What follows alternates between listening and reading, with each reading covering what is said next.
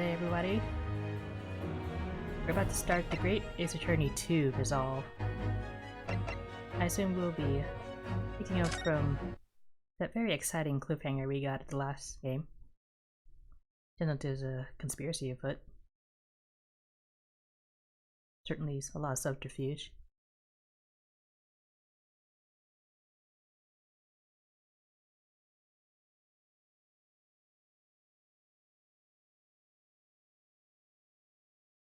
Standing here in the bright sunshine, looking out over the vast ocean.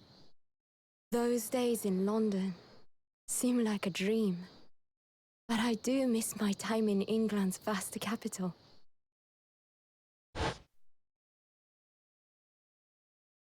You know, he's flourished into a truly wonderful lawyer. I've no doubt that at this very moment, he's fighting some noble cause in court.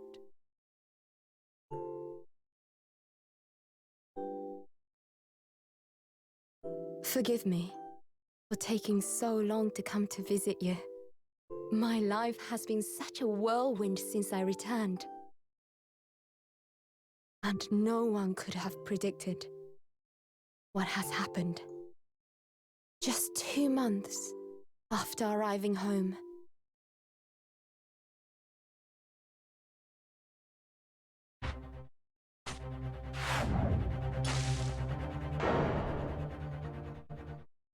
You. So I came here today to ask something of you. Tomorrow, I shall be standing in court. For the only time in my life. As a lawyer.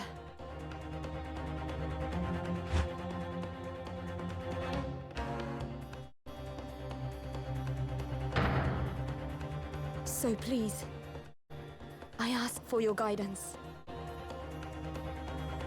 Kazuma-sama.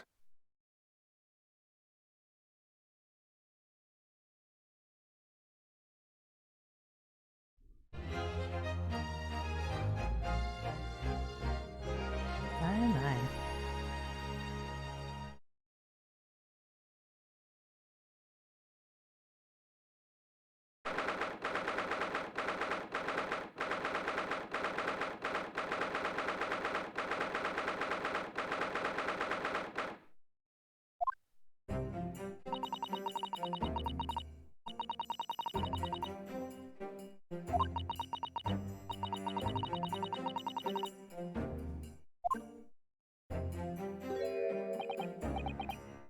Ah, good, you're here. It doesn't do for a lawyer to be late. Oh, yes, good morning, sir. I hardly recognize you. You cut a fine figure, Counsel. But you look as white as a sheet, and those white eyes aren't doing you any favors either.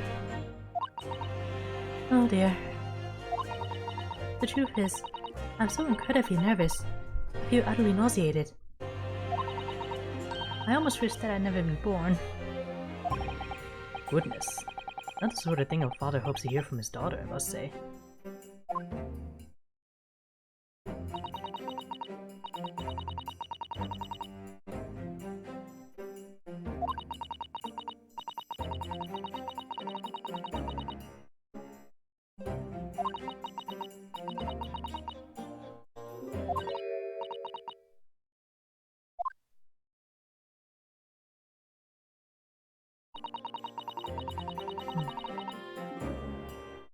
Would I be correct in thinking that you're to be my lawyer in court today?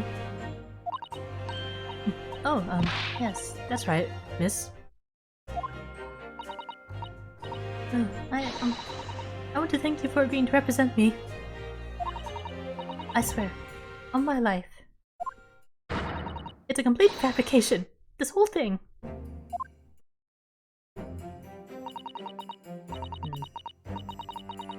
Oh, okay.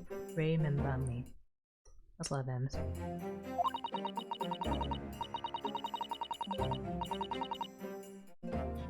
Yeah, women in STEM.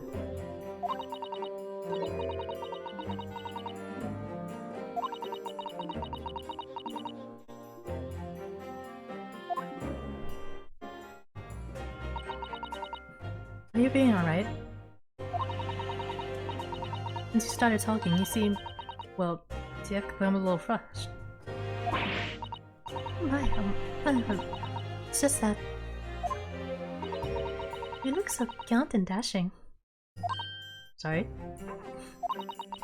And when I fall under your intense gaze, well, it makes me feel rather bashful. We're off to a great start already.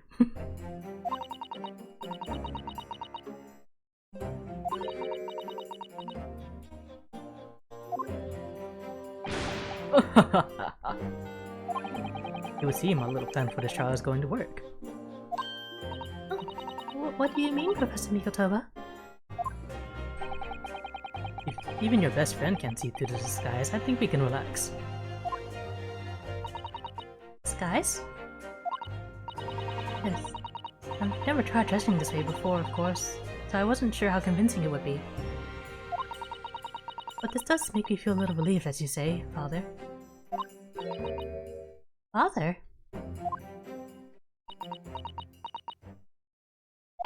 What? Is that you, Susato? I'm so sorry I didn't say something sooner, Faye. It's just that... Oh, what are you doing? What's going on? What? That varsity uniform, that varsity cap, that varsity cape, that varsity badge. Look at you. Look for all the world just like a student of the Imperial Yume University. A male student. I'm so glad you think so. It means all my preparations have been worthwhile. I look forward this morning to make a start. But I don't understand. Why are you dressed like that? Well, you see... it was the only way. The only way she will be permitted into the Supreme Court to take you on your defense in this trial. Defense?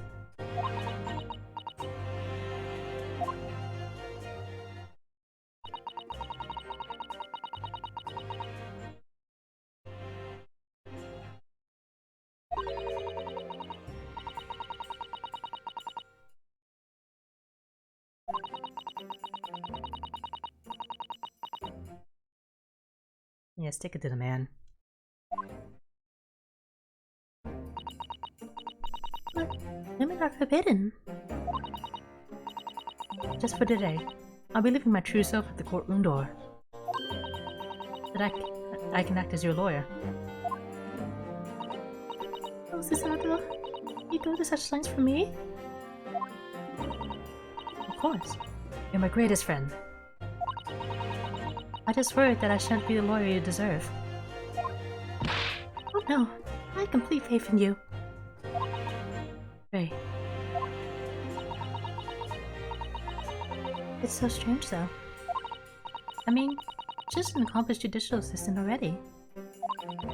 And just because you're a woman... What a wretched reason. I mean, why shouldn't you be allowed in court? You're so gallant and dashing. Huh? Ray. Please don't look at me like that, with those flushed cheeks and doting eyes. Oh, I'm sorry, it's just... You really do look so dashing. Yes, you mentioned that once or twice. You should be pleased. It means you look convincing as a man. I am pleased, I think. It certainly helped to bolster my confidence today.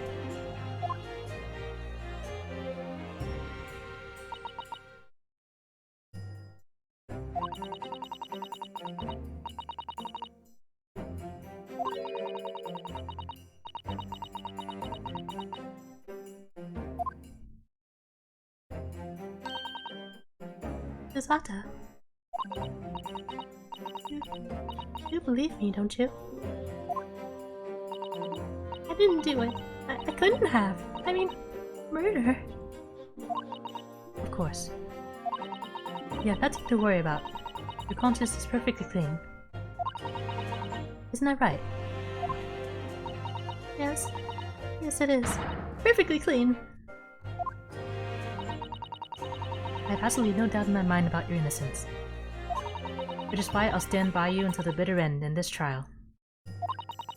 Whatever happens, I'll always be on your side.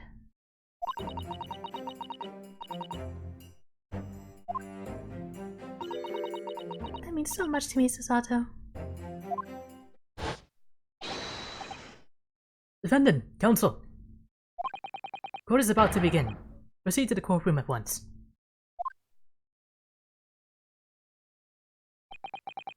You should go in at once, Ray.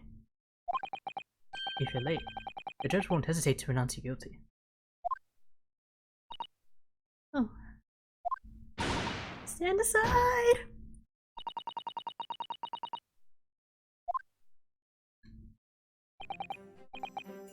Well, Susato, you certainly surprised your father.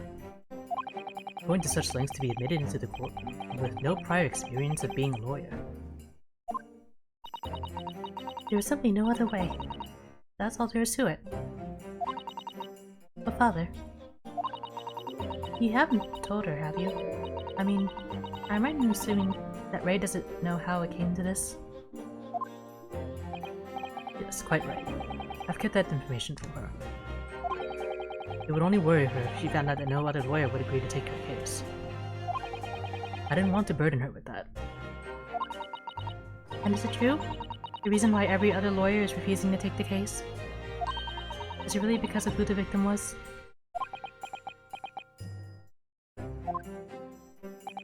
We should be making a move now too. As you know, law isn't my field, but I'll do what I can to support my student. Thank you, Father.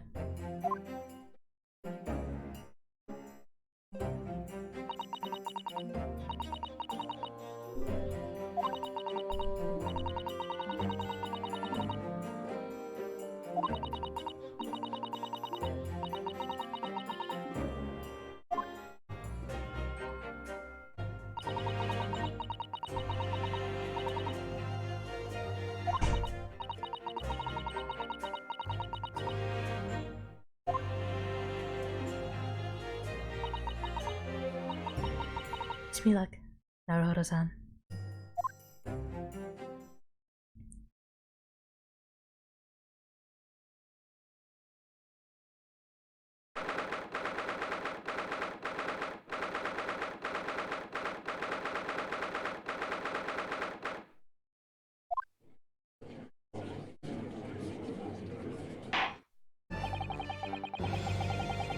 This court is now in session to hear the trial of Ray Mimani. Prosecution is fully ready to proceed, Your Excellency.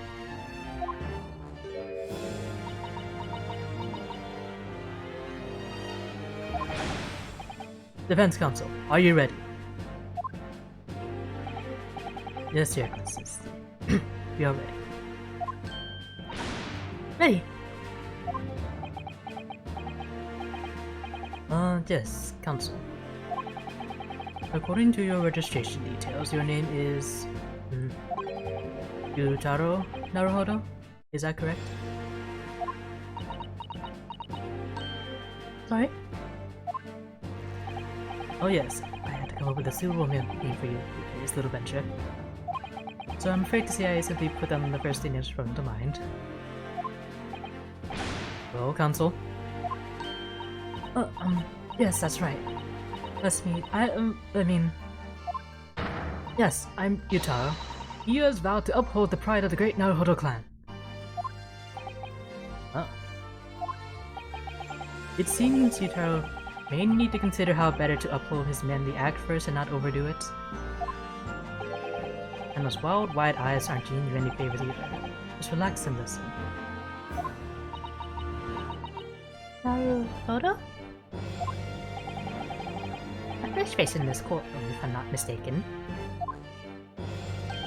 But the name Naruhodo, would that perchance be? You may be thinking of Yonosuke Naruhodo, currently in Britain as far as have a study program. That is, his cousin. That's right. Yutaro has been studying in the provinces, but was called to the capital for this trial. I assure you, in matters of law, his knowledge rivals that of any of Tokyo's preeminent lawyers. Any of them. What a pitiful situation. Having been rejected by every lawyer in the capital, the accused has had to call him a country boy. How dare you! Susato is every bit as gallant and dashing as any of your Tokyo attorneys. Don't have you making fun of her. Her? Oh,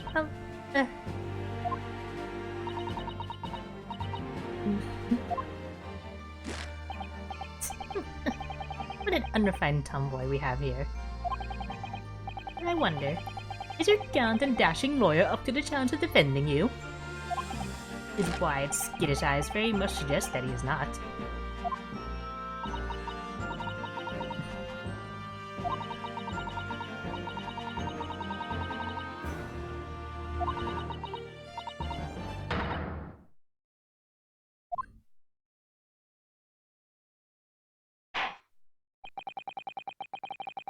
The case to be heard on this day is a matter of great significance to our national interests.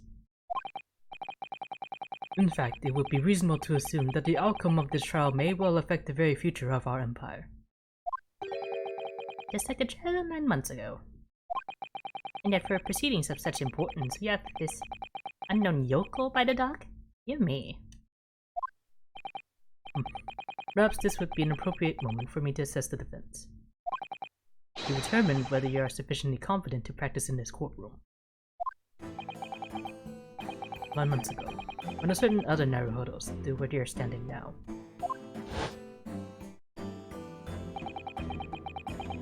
This same judge tested him as well. And even though he was just a student at the time, not even of law, he passed the test with flying colors. For a trained and experienced judicial assistant like you, this will be easy. So, counsel, do you consent to answering some simple questions?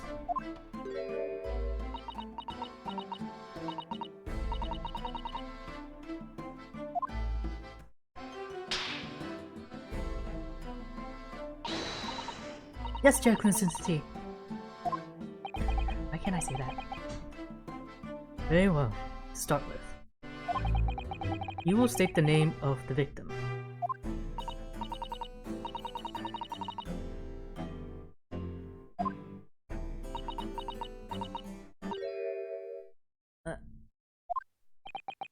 What's the matter?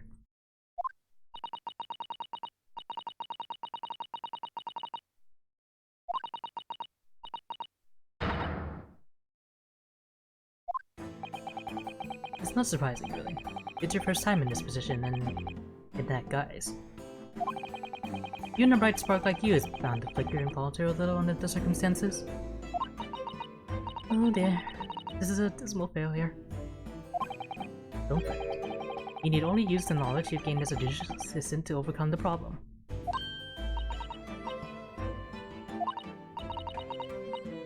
Yes, the answer will be amongst all the key information about the case in the court record. That's right. Just use R to open the court record. Then you need to flip to the people section with R. And don't take too long over it. His Excellency is watching you closely.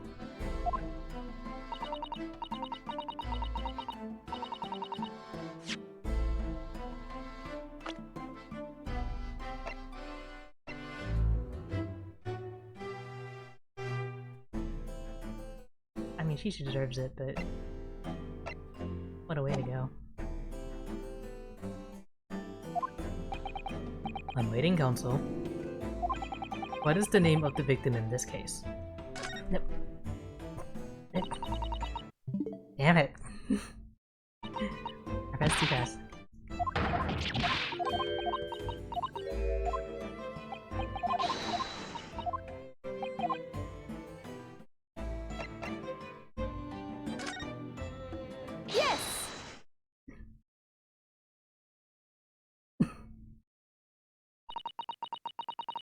The name of the victim who lost her life in this case is Giselle Brett.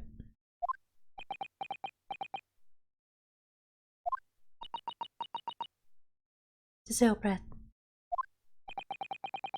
A name that would never be forgotten in the courtrooms of our country, I'm sure. Brett.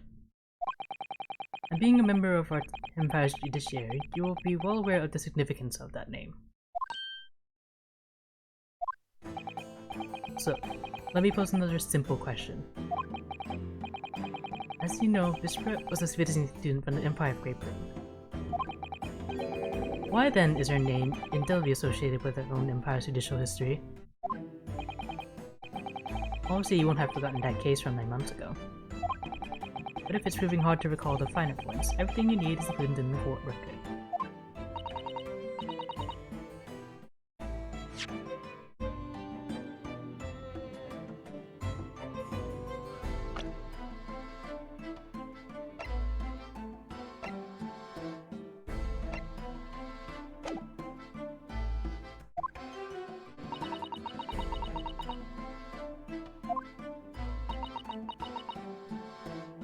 Giselle Brett.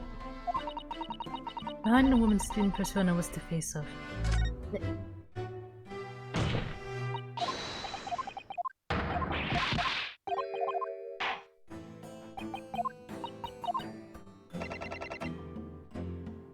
The controller's not working right now. Yes!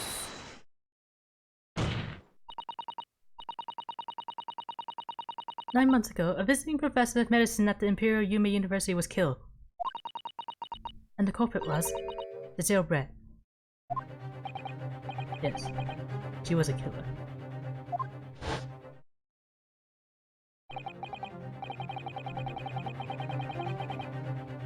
At the time, our country had just signed a new treaty with the Empire of Great Britain. And was in the midst of this delicate diplomatic situation that the incident occurred. An Englishman, Dr. John H. Wilson, was shot dead. I believe it was an associate of yours, Professor Mikotoba. Whoever saying that. Yes, I was endeavored to the man. He been my mentor when I went to London to study forensic medicine. Indeed, it was I who invited him here to Japan as a visiting professor at the university.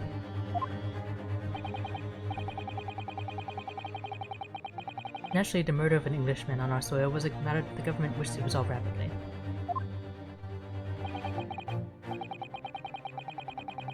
Indeed it was, which is why a secret trial was conducted here at the Supreme Court.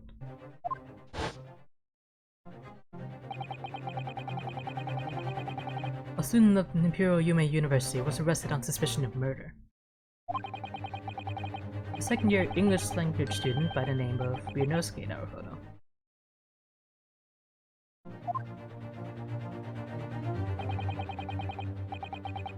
With the help of his best friend, the student lawyer, the accused conducted his own defense and exposed the despicable crime committed by Miss Giselle Brett.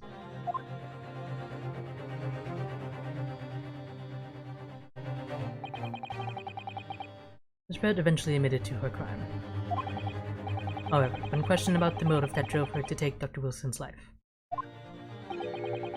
she gave no satisfactory answer before the trial reached its conclusion. Immediately after the trial, the British government brought this consular jurisdiction into play. We were unable to sentence Miss Brett according to our Empire's laws. It was decided that she would be removed to Shanghai in China instead. Why Shanghai? There's a British consular court there. Right. I oversaw the negotiations personally. The date of her transfer to Shanghai was finally settled upon only last week. Only last week? All that remained of our Empire's obligations was to see the woman safely on board on a steamship. And yet, the very day before her departure, the Englishwoman was killed! Only the day before?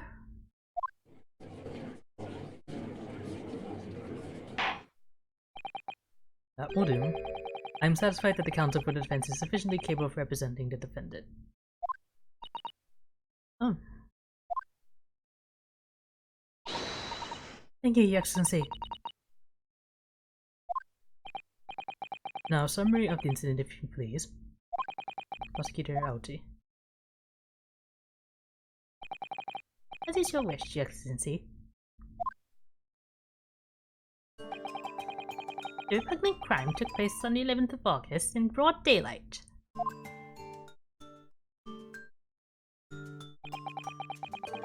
Master took the Imperial capital under a bright blue sky at a secluded bathing spot by the sea.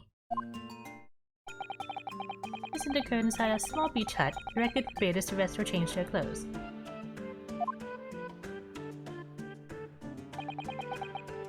The cause of death was a single stab wound to the posterior abdomen that pierced the victim's lung. An injury which proved fatal, well, obviously.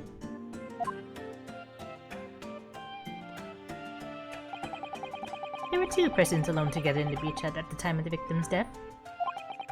Miss Brett, in her bathing attire, and the accused, Ray Bimbami. Accordingly, there can be no doubt of the accused's guilt, especially when considered she had a powerful motive. The police arrived rapidly at the scene and promptly arrested the young lady.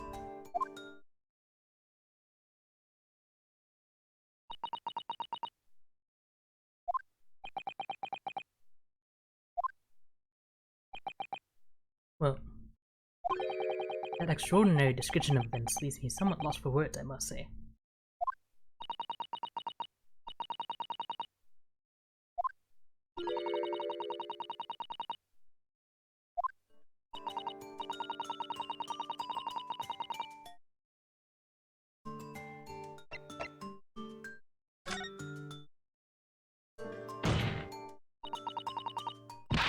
You're clearly exaggerating. Powerful motive is a blatant overstatement. Is the yokel boy using long words he doesn't fully understand? I beg your pardon? No matter. Let us put this to the accused, shall we? Minbari-san, you're a research assistant at the Imperial Yume University, I believe. Yes, I am. I'm working with Professor Mikotoba in his laboratory at the moment. I can confirm that. The defendant is an excellent assistant with a strong sense of responsibility. Fascinating to hear. Now, another question. Prior to your work with Professor Mikotoba, whose research were you assisting then? Oh, I was studying under Dr. John H. Wilson. Dr. Wilson? The visiting English professor who was murdered by Miss Brett 9 months ago?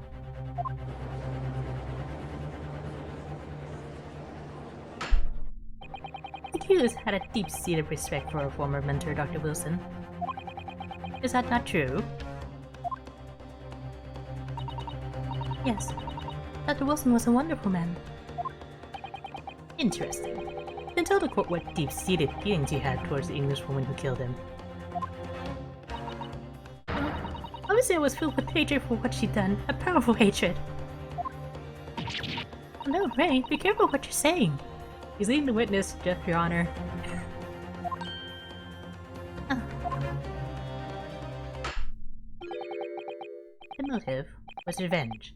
Plain and simple, Your Excellency. Well, there was clearly a trap all along. How could have induced Ray's undying respect for her former mentor against her like that?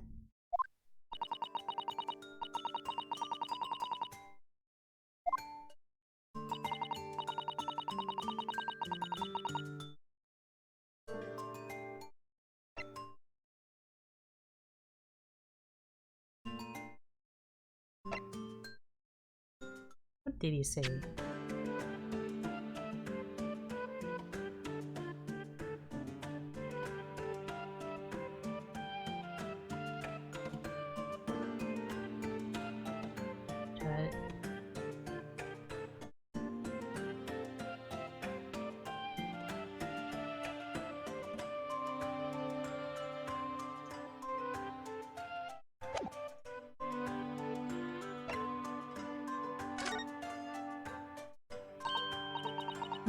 Minbari-san. Yeah, so what is it? Naruhodo-san.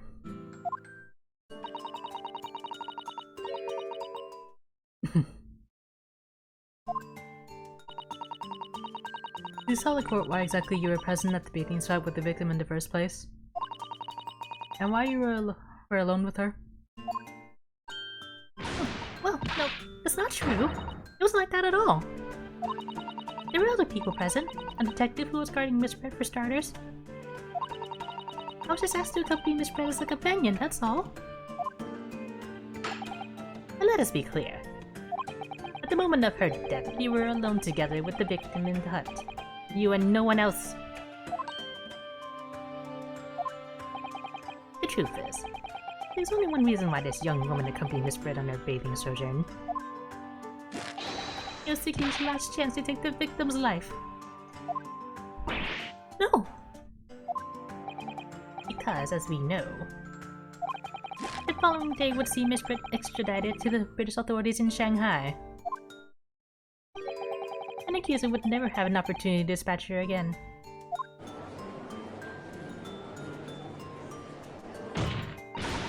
Anything from conjecture, Counsel.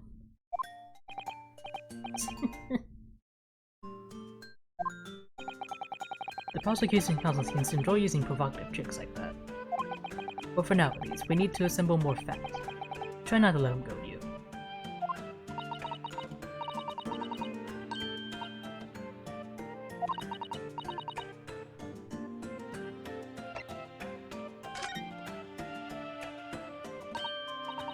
If I may, Prosecutor Archie. What do you want, you fresh-faced young yokel student? I wonder, could you explain, please? You mentioned a bathing spot? My apologies. Maybe my modernity has confused the poor country bumpkin's simple mind. Bathing spots are the very latest trend in health practices from the West. We are told that bathing in the water of the ocean is curative, therapeutic, and excellent for the skin. No, that's not what I meant. I was referring to the fact that Miss Britt had, to all intents and purposes, been found guilty of murder. Why would a known criminal have been relaxing by the sea?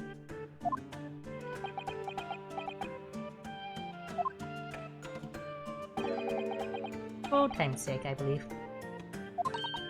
Sorry? Miss Britt was to depart for Shanghai the following day. Her final wish, as it were, was to enjoy a day at our country's wonderful coast. And the British Embassy put extreme pressure on our government to comply. But on what grounds would we agree to such a request? Because, as usual, our government is unable to stand up to foreign powers. In matters of diplomacy, it seems we don't even have the courage to decline the whims of a known criminal. Don't look at me, Professor. It was the government who granted permission, not I. In any case, it was decided that with a dedicated detective on duty, nothing could go wrong. But in fact, a murder took place. I said don't look at me. It was a young student girl who did it, not I. No one has proved that yet. I wouldn't provoke the men if you don't need to. I believe we all have a clear picture of the incident now. Despite her guilt being determined 9 months ago, Miss Britt managed to avoid incarceration, instead continuing her research work at the university. Obviously, over that period, she and Ray would have encountered each other on a number of occasions. Being the murder of the mentor for whom she had such great respect enjoying such undeserved liberty. Yes, even if it was only temporary until Miss Brett's extradition to Shanghai. You can hardly blame Ray for her feelings of anger and resentment.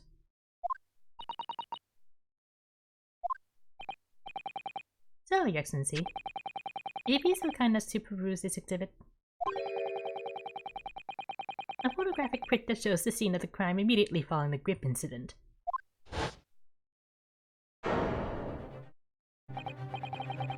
Yes, thank you, Counsel. A tragic image.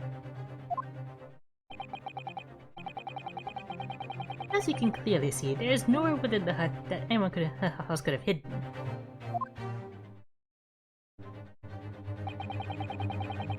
We'll accept this photographic print as evidence.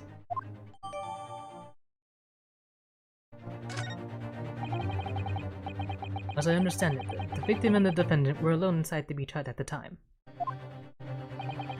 This is deeply troubling, I must say. The finger guilt points firmly at the defendant. Well, Your Excellency, actually the prosecution has much more to its case.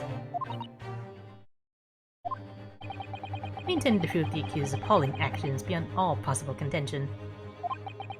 To that end, I can confirm that we have multiple witnesses to the crime and damning evidence. Witnesses? But who?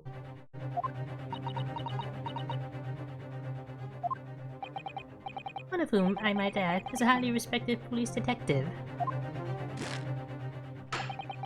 I assure you, the testimony of these witnesses will leave no room for doubt.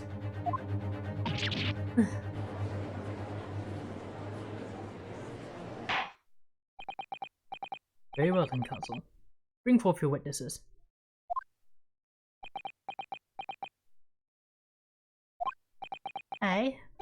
What is your reality? I've been waiting for this moment. Sorry? Oh yes, I haven't forgotten that trial 9 months ago, in this very courthouse. That irreverent little student boy utterly humiliated me.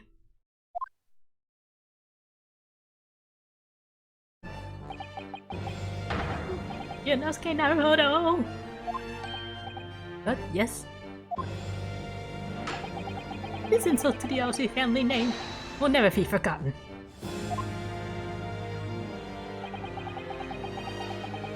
You come conceited with the age, Council, but the old have to stand aside and make way for the new. It's the way of the world. May you never forget that.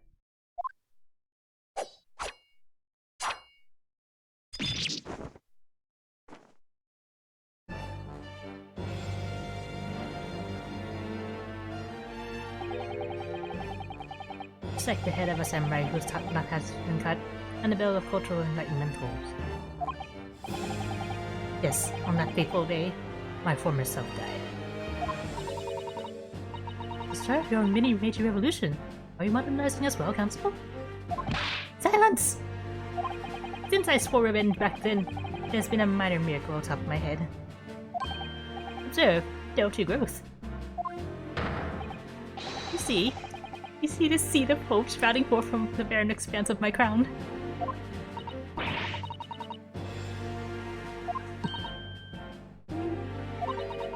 I'm afraid I can't really see. Where's the hope exactly? I said silence!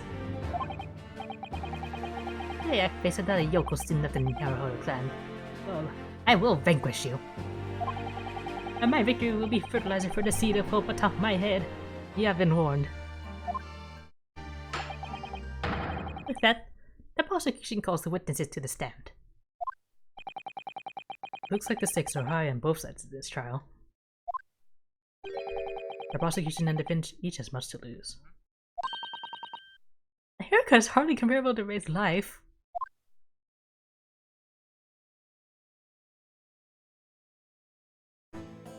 Hey. Look who's here. Witnesses, please state your names and occupations for the court.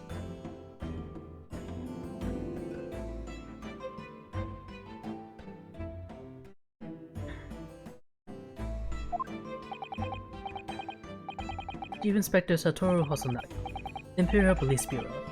I'm in disguise, obviously, so I can go undetected. And I am, well, the next big thing in books. An author renowned throughout the capital, in fact. Yes. Soon to be sold out! The satirical I Am a Cat!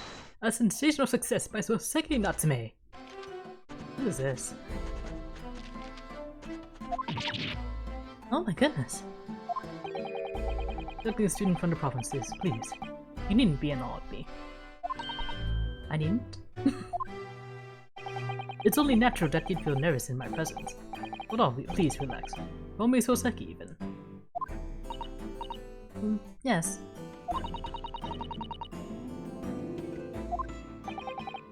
Tread carefully, Susato. That author fellow knows you from your time in London, doesn't he? If he exposes you for who you really are, this will be over before it's begun. Yes, of course. I know.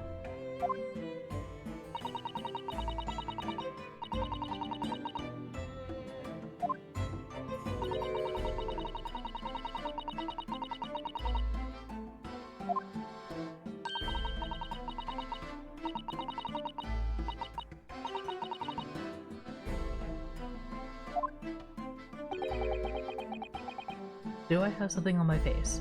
No, but you have a turtle on your head.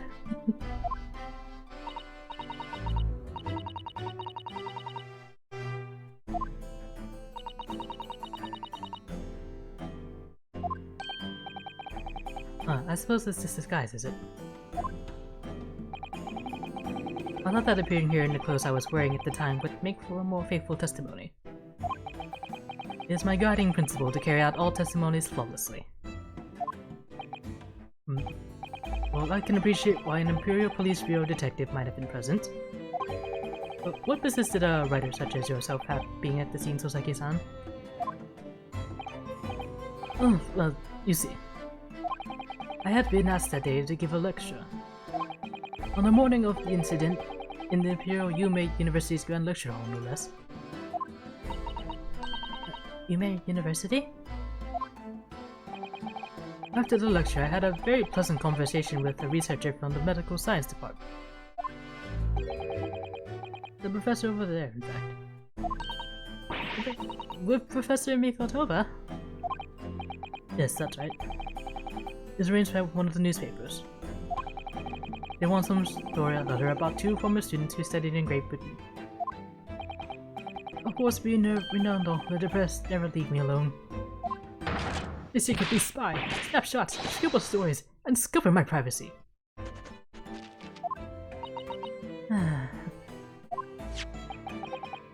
As you can see, the conversation was written up in this newspaper here. Read it at your leisure, my provincial struggling student friend. I have plenty of copies. Thank you very much!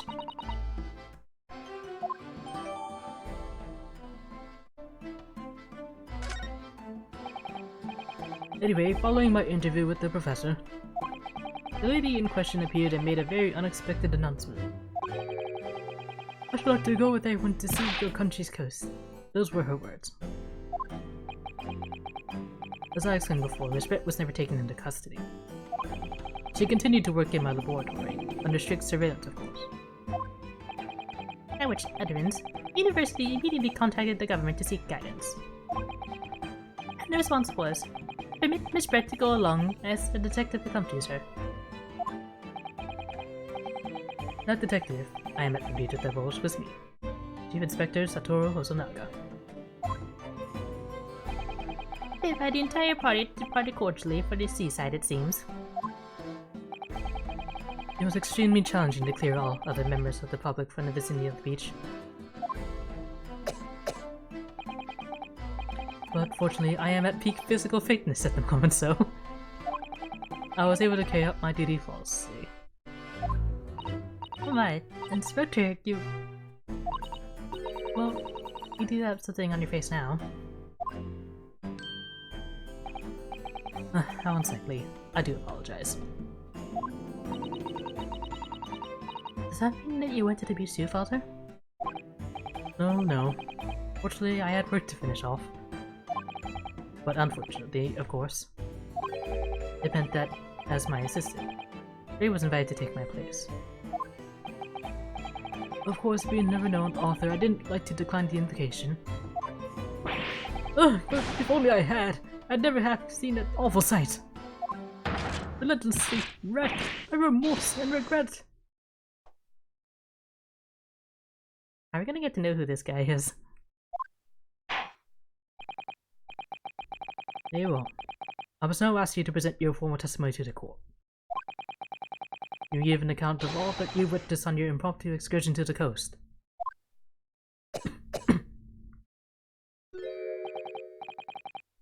Of course, Your Excellency. Relentlessly wrecked by remorse and regret I am.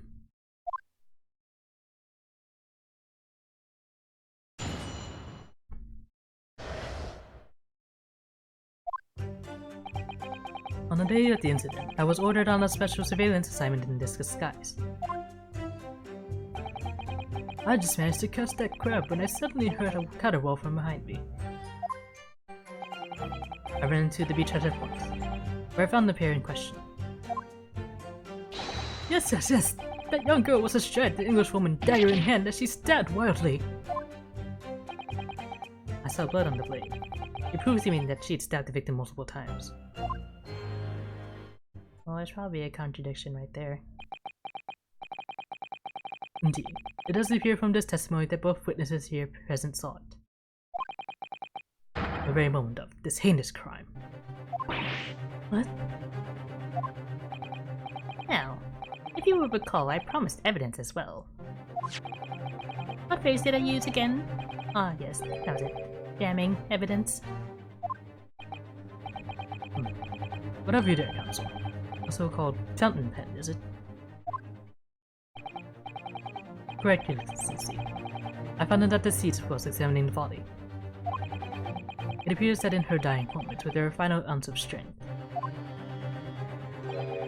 the victim clutched a piece of evidence that would positively identify her killer.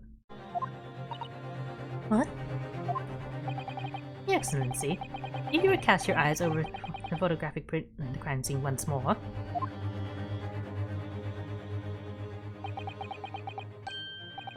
Goodness me. Yes, the victim is clearly grasping something quite deliberate there in her hand. That's right, the fountain pen. And if you would kindly examine the pen, Your Excellency. Huh. The owner's initials have been engraved into the ebonite barrel. R.M. Remember.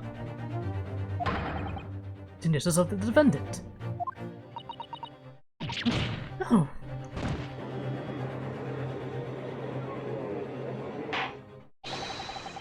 This fountain will be admitted immediately as critical evidence.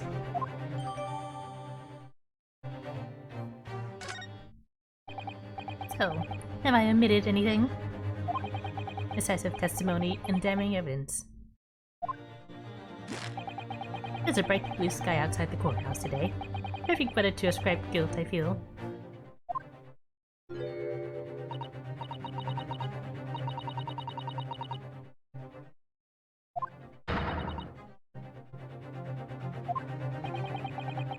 Counsel for the defense, you may begin your cross-examination now.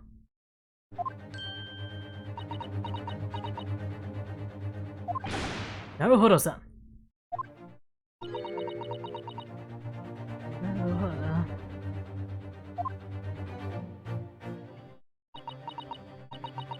That means... Oh, yes, me. Is there another Naruhodo in my courtroom?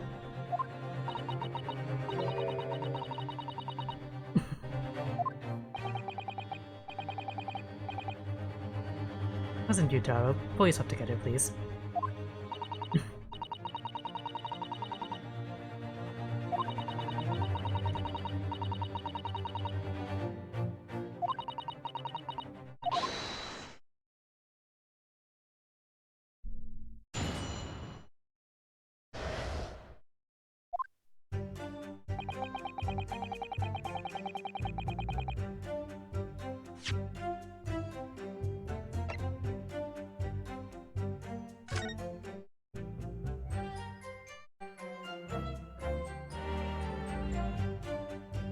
Still has that same handbag from before too.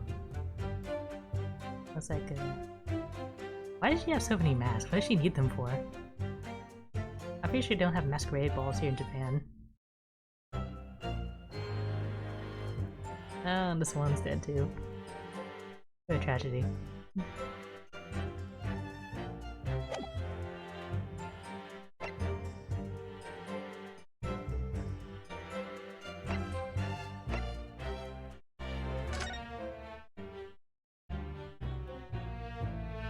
Kitty.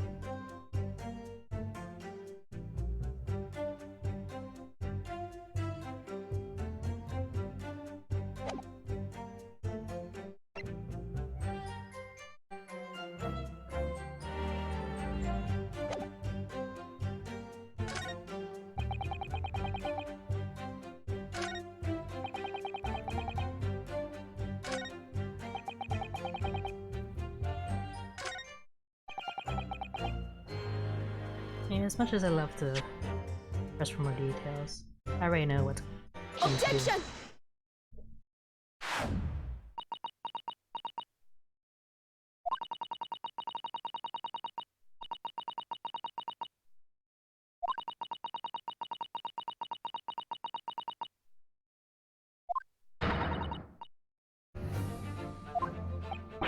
What's the meaning of that menacing pose, Counsel? I'd like the witness to clarify something for me. What? Where? When? How?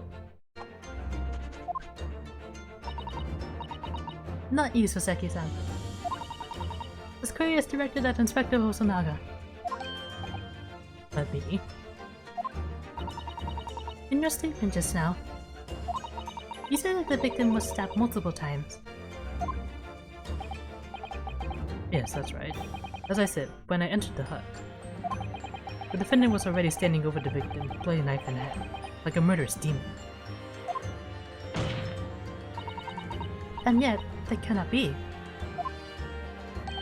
What? Get to the point, please, Counsel. In the post-mortem report, it clearly states that the victim was stabbed one time only. Oh.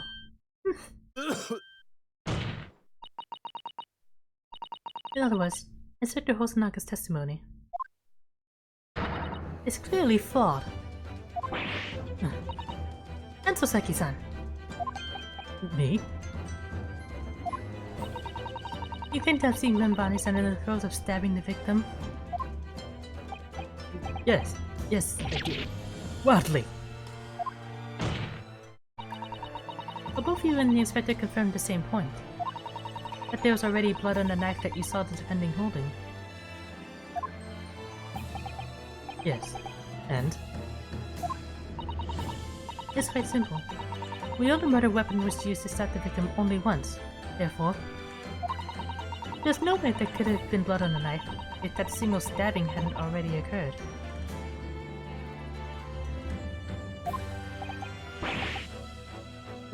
True. What exactly is your contention, Counsel? Are you ever going to tell us? Yes, Your Excellency.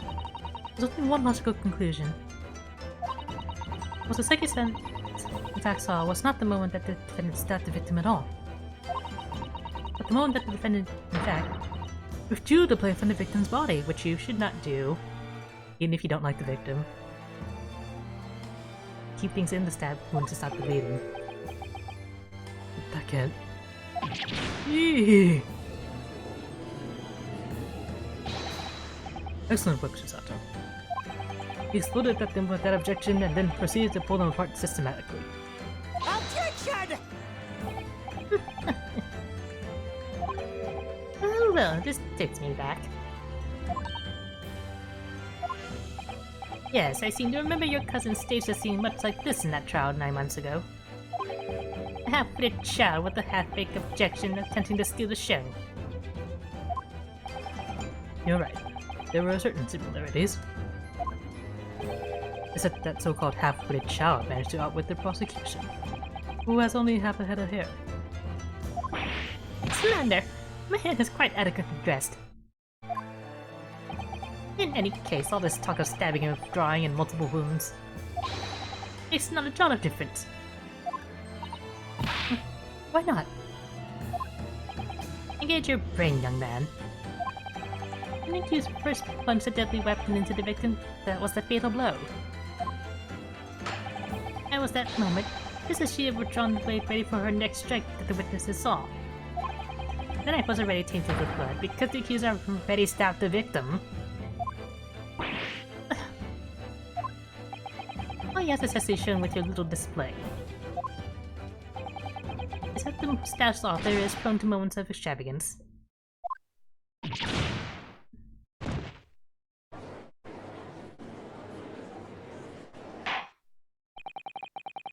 I am in agreement with the prosecution. If the defendant was seen wielding the blade at all, that is sufficient grounds for her actions to be viewed with suspicion. But if she was withdrawing the blade, then we are back to where we started. Sorry? Consider this, young Yoko boy. If this girl is innocent as you claim, then why would she pull the blade from the victim? And with the demon's cold-blooded composure, too. The prosecution demands an explanation, and it had better be good. Why did Ray pull out the knife? Ah, yes. Going for the juggler.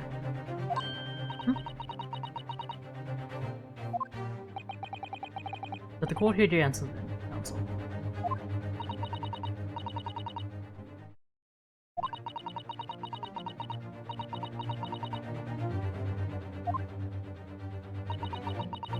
The reason why the defendant pulled the knife blade out of the victim's body was surely so she could...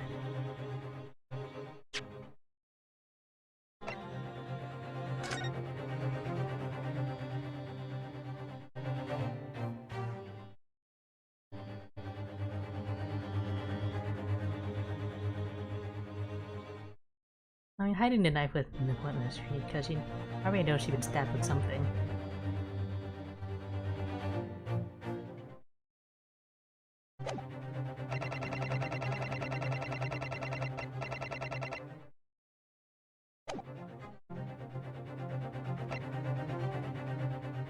Try to give her the benefit of the doubt, even though I just mentioned why this is bad.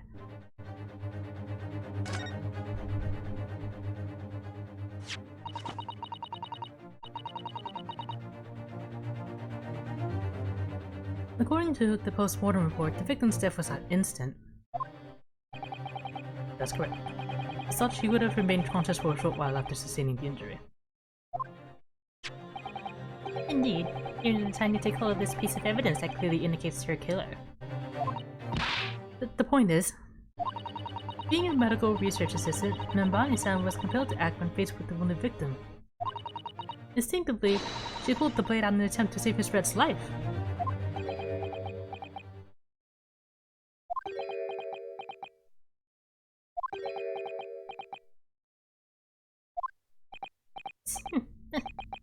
Did you hear that, Your Excellency?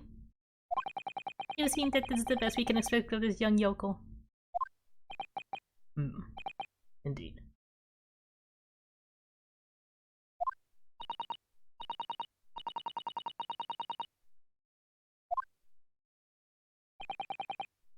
Your Excellency, if I may. Be witness. I would like another opportunity to testify. In respect to the slipshod assertion just put forward by the Yokel Defense Council, I mean. Slipshod? An excellent idea, Inspector. Young Yokel has a modicum of knowledge when it comes to the law, it seems. But in matters of medicine, he appears to possess not one iota of common sense. Very well, Inspector. I will permit your request. You will testify again before the court, on the subject of the Defense Counsel's assertion. Yes, sir. I will do so flawlessly.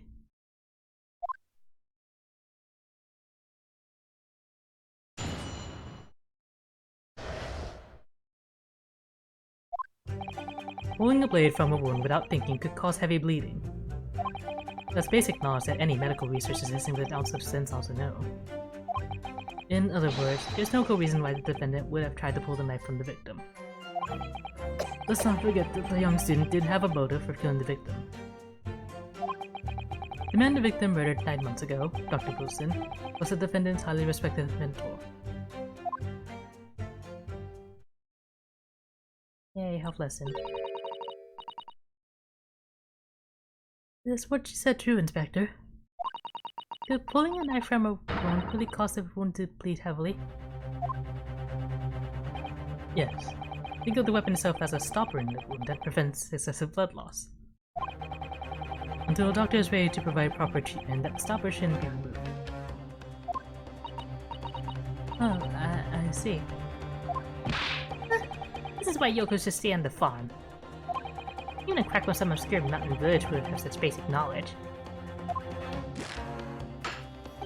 Anyone who's ever given someone a little poke with a knife and pulled it out again knows it. Oh, well, I've never stabbed anyone, you see, or pulled a blade out of a wound, so... Of course you have. I didn't bring you up to behave like a bandit. Father, is it true what they're telling me? Yes, it's basic remedial knowledge from the past. They would have been well aware of it. If she were to claim ignorance of such fundamentals, that would prove fatal in many ways. But then, why would Ray have done it? Would she have pulled out that knife in full knowledge that it would be fatal for Miss Brett? I don't know.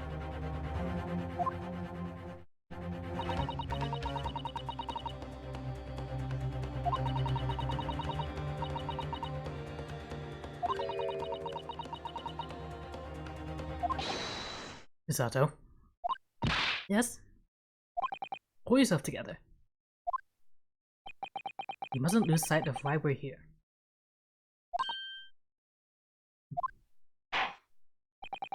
Counsel, it's time for your cross-examination. Yes, Yaku's Excellency. However, I must warn you that if your cross-examination fails to identify any issue with the established facts, I will be moving to my education immediately afterwards.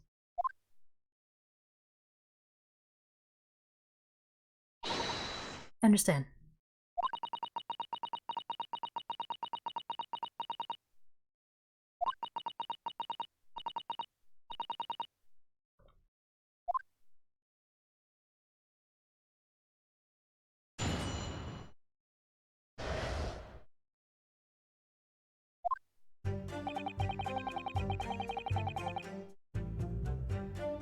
Let's check my evidence.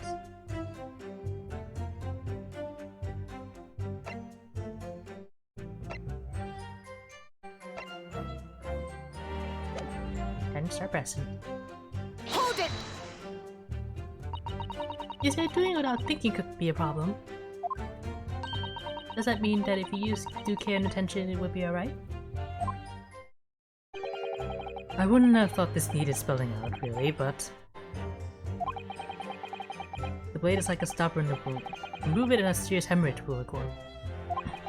In other words, a medic would need to be present before any attempt was made to withdraw the blade. Doing it without thinking would be madness. You just can't do it. Oh, well, you give it such a thorough explanation. You see, Counsel? When you act without thinking, the result is a bloodbath. Back to the witness testimony, please.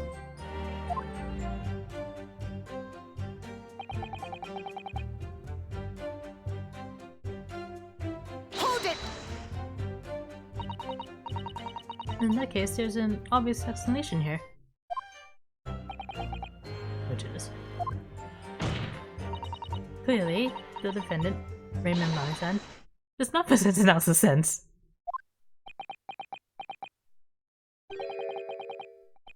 What do you think about that, Professor Mikosova? I'm not sure that you should be labeling your best friend as lacking in common sense. Well, I thought it would be better than labeling her as a murderer. I don't know. Young people today. If that's friendship, I don't understand it. Therefore, Counsel, a lack of common sense can be a very dangerous thing.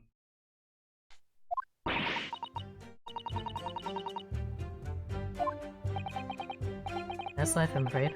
A lesson everyone must learn. Don't call your friends idiots, even if it's true. Hopefully you can see that this is really basic medical knowledge. Being involved in medical research, then Bonnie-san would certainly have been aware of it.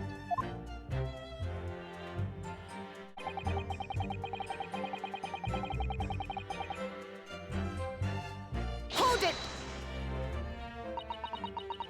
But the defendant had suddenly encountered somebody she knew lying on the ground, bleeding to death. Sex could have shocked her delicate sensibilities, causing her to remove the blade inadvertently. I really don't think inadvertent actions can explain this. The woman is a medical research assistant. I can't imagine she would behave so irrationally. But irrational behavior is a woman's prerogative, isn't it? Oh dear. We have a lot to learn about women. Only a small-minded man could have such bigoted views.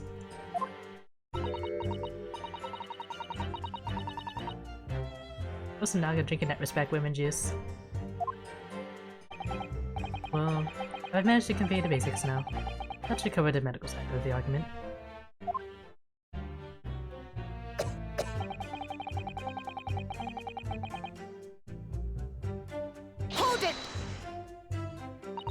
Whatever the motive, it just isn't been by sense nature to do something so awful. But she had both motive and opportunity. It's very hard to argue against. But you don't know the defendant. Objection! And you, counsel, do not appear to know the law. Yes, evidence is the only way to convince the court of your argument, not feelings. With this pledging the defender, I would almost say I pity the accused.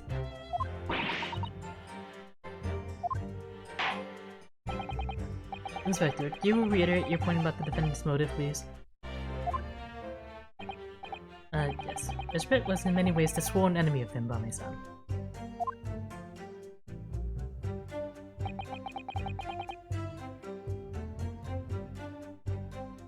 Hold it! Yes, that's true. But there wasn't recognized Benbami-san's talent and offered her the position of assistant despite her being a woman. She's extremely grateful to him. Yes, the Englishman appears to have been a very broad-minded individual. But Wilson had no time for outdated traditions.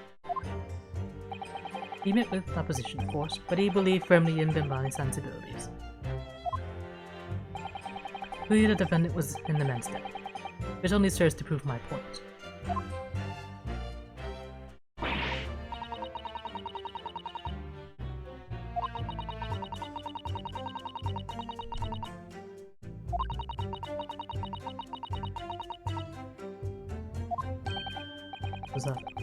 It's at times like these when it's especially important you remember the fundamentals. Fundamentals? Evidence is what counts in the courtroom, isn't it? Of course. I've been through the court record dozens of times already. I think perhaps you're forgetting something, though.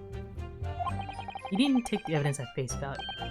You can, and must examine it in greater detail, too. I realize this is your first time playing the role of lawyer in the courtroom. So if you need reminding of the rudiments, you need only ask. I'll do my very best to help.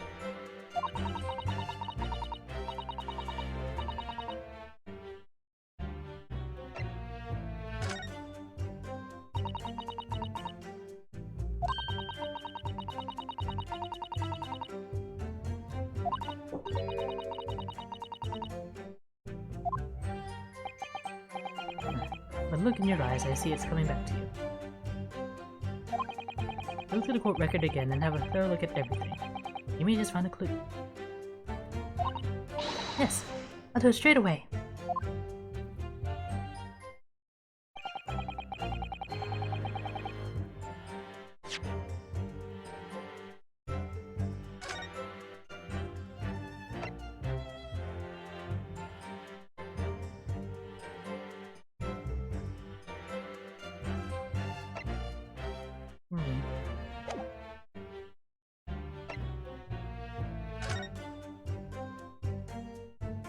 The stuff he's magnified stuff.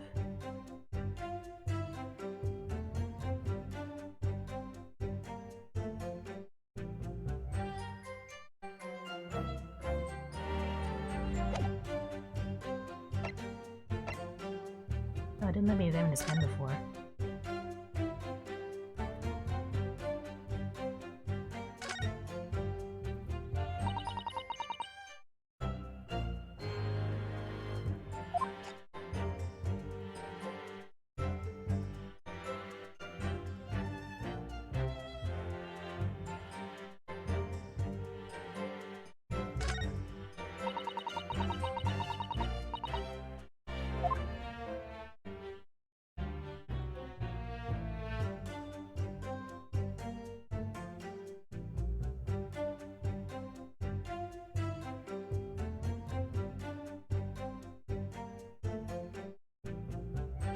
Fancy used.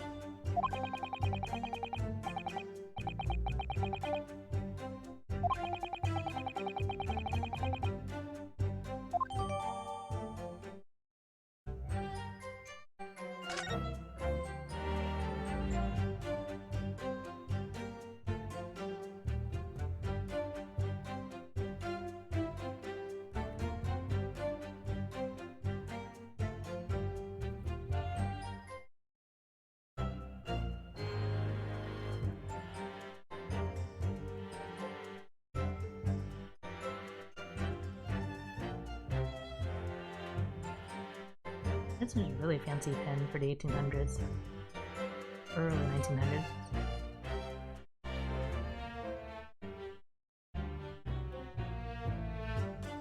I think that's everything.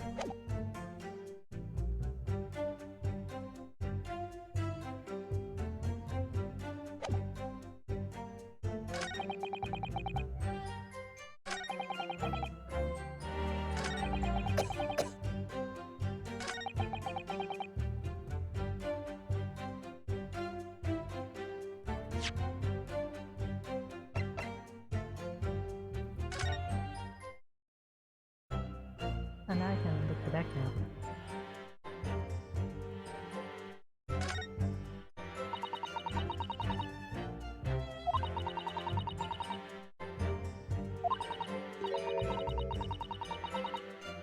More poison.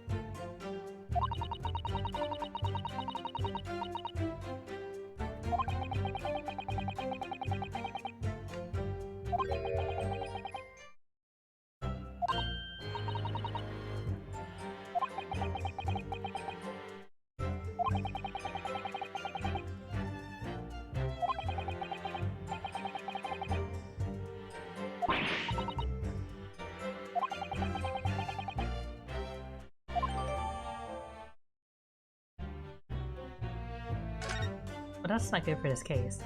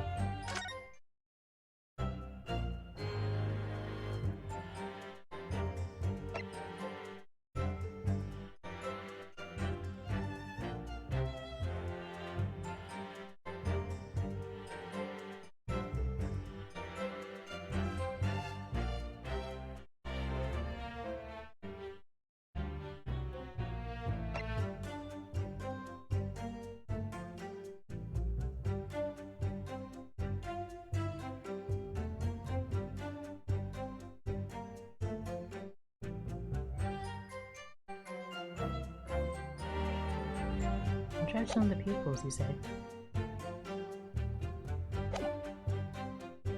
It's another fake out murder. She wasn't stabbed, she was poisoned. There's a right.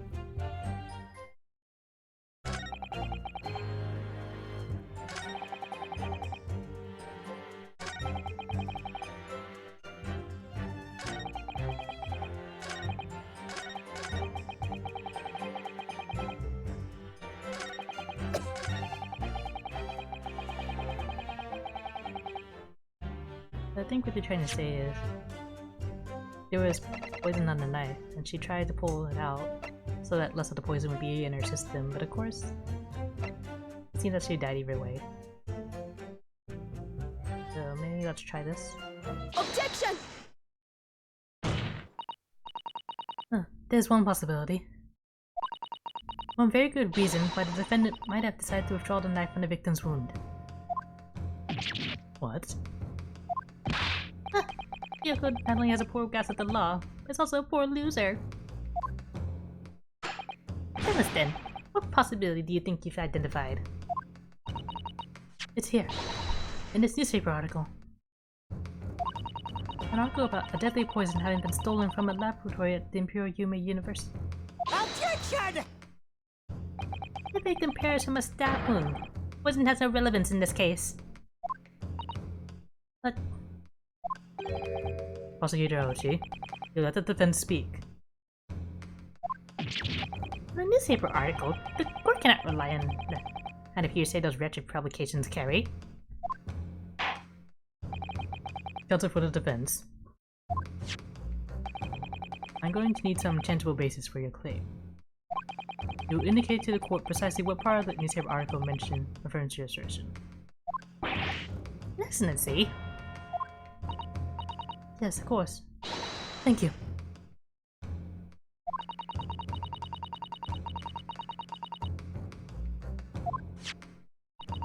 The reason why the defendant pulled the knife from the victim's body is explained in the article where it says...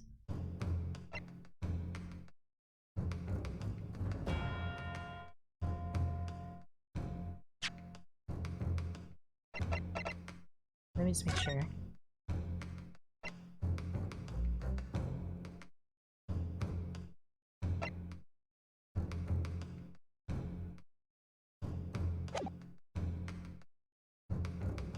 We'll try getting tiny quantities. The article reveals the following property about the poison in question. When the toxin enters the body on a knife laced with the poison, it's rapidly absorbed and causes death in minutes. Are you suggesting? If the knife used to attack Miss Brett was laced with this very poison, it would explain why the defendant, Menbami-san, would have withdrawn the blade as soon as possible. Yes, the truth is, it was intent to stop the poison from entering the victim's body. What?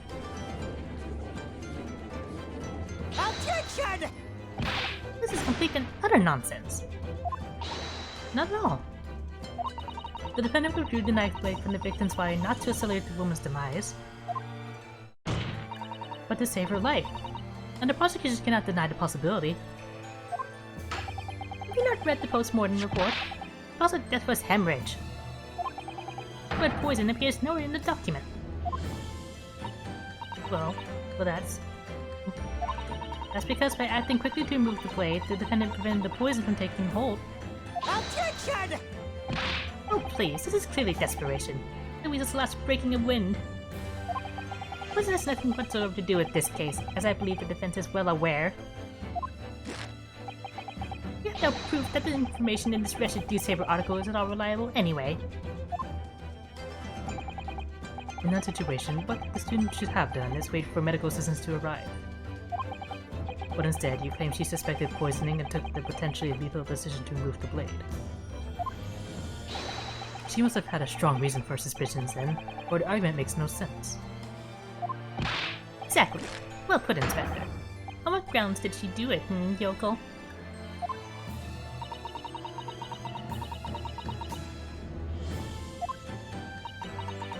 If you want grounds, I'll give you grounds. What? You can't possibly. From me expressing counsel, it would appear those are not empty words. But naturally, as you stand in this courtroom as a lawyer, you must be aware that words alone, empty or not, are of no value in our modern justice system. The court demands evidence. Yes, Your Excellency.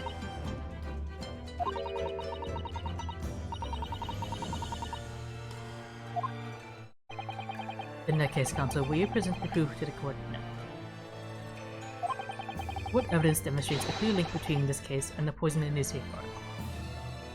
The first one report with details about her pupils being constricted.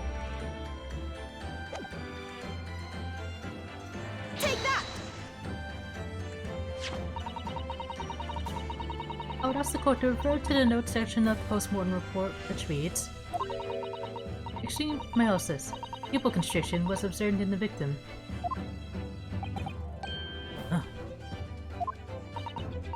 Clearly, being a Yoko with no knowledge of forensic science, I have no idea, so please do tell me. Presumably, the fact that this condition of the victim was noted in the post-mortem report means that it's an unusual symptom of death? No.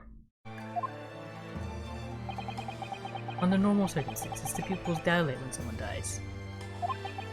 If there was extreme constriction instead, that's most certainly unusual, yes. What are you doing, you Yoko detective? In a newspaper article, there's the following information about the stolen poison. Onset of symptoms occurs in minutes, ending with acute contraction of the pupils prior to death. What? The defendant, upon seeing the victim stabbed in the back, happened to notice that the pupils of his red eyes had constricted severely. Yes, as a medical research assistant, she would have suspected poison immediately, without doubt.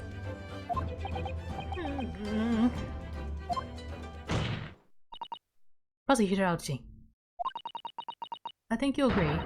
This is very compelling evidence. You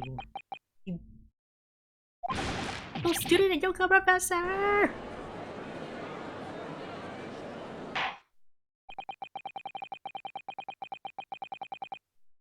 I believe the defense has expertly demonstrated a credible reason for the defendant's actions. Oh. Yujin Mikotowa.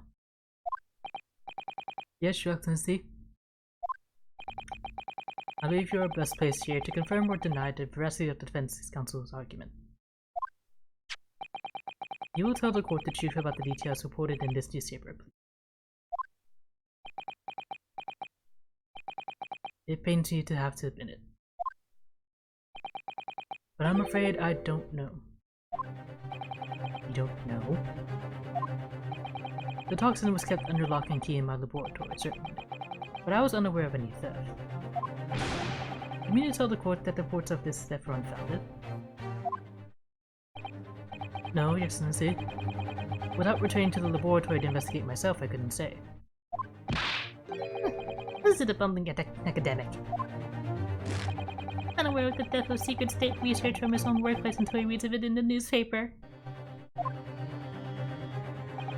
I take full responsibility for the incompetence of my supervision. Mother. A pitiful situation for a university professor. You should have more control over your students, rather than line them off on killing sprees. That's totally unfounded.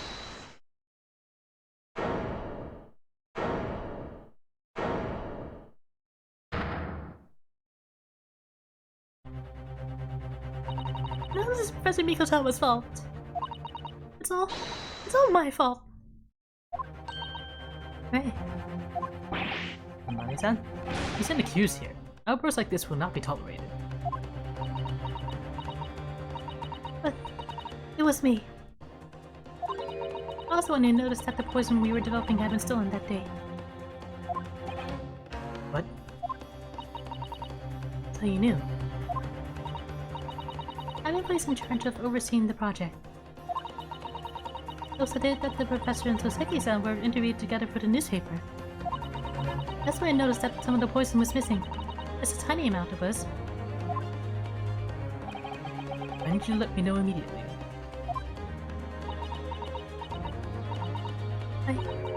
I was scared. The whole project was supposed to be confidential, but some of the toxin had somehow been taken. So I decided I'd try to get it back before anyone else found out. Because I had a very good idea who the thief was. You don't mean... Yes, of course. It was that dainty Englishwoman. Mr. Zilbert. That's why I decided to join a little group of people going to the seaside. Inside the beach hut, I confronted Miss Brett. But she just sat on a stool at the back of the hut, smiling sweetly at me as if she knew she was untouchable. I know it was you who stole the poison! Oh, now.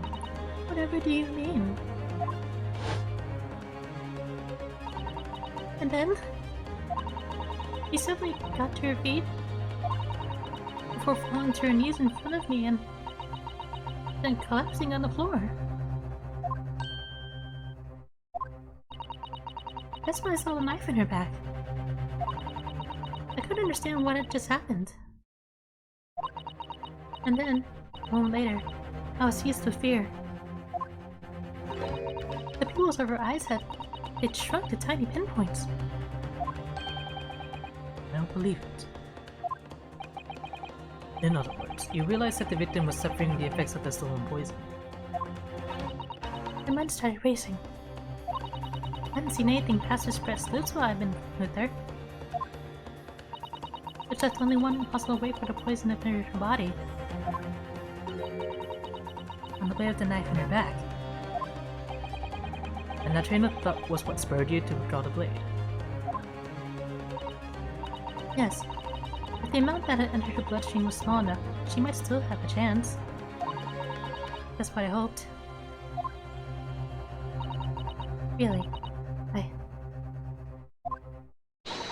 I'm so sorry for staying silent all this time.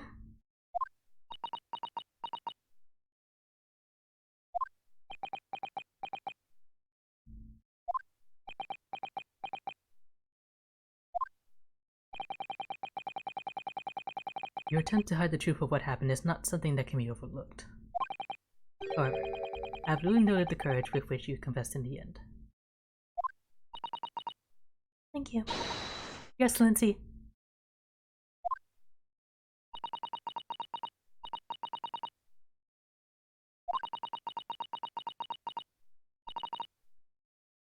Objection! Your Excellency, do not be deceived. Victim just collapsed before your eyes, you say? Well, Minmani-san, if that's the case, perhaps you could explain how Miss Brett came to be stabbed. Well, you have no answer because the simple truth is that you stabbed the victim motivated by revenge. Objection! But you have no conclusive evidence to prove that assertion, do you?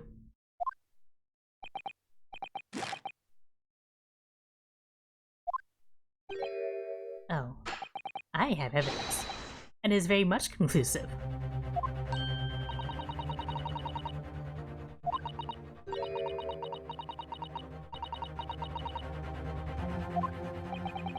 You will produce the aforementioned evidence at once for Prosecutor Ochi.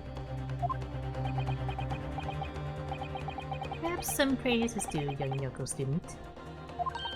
What? I had imagined there would be no need for me to submit this evidence. But you've brought this on yourself.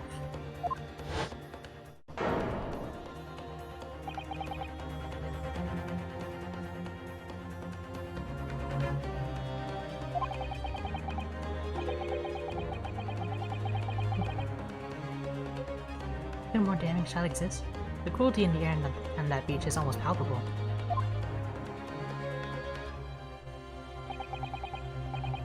This evidence, more than any other, reveals the true extent of the accused's murderous nature. Or shows the precise moment that Minmai-san plunged her dagger into the victim's back. No, that's not true! No! I don't believe it.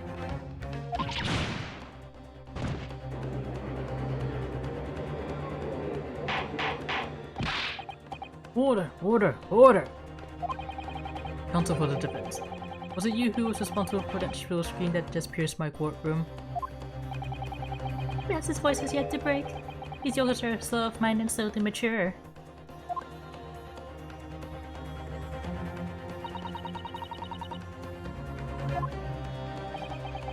Yeah. Sato is starting to show her face here. It is often said that a picture is worth 1,000 words, and here we have ample proof. The court will accept this extremely cogent photographic print as evidence.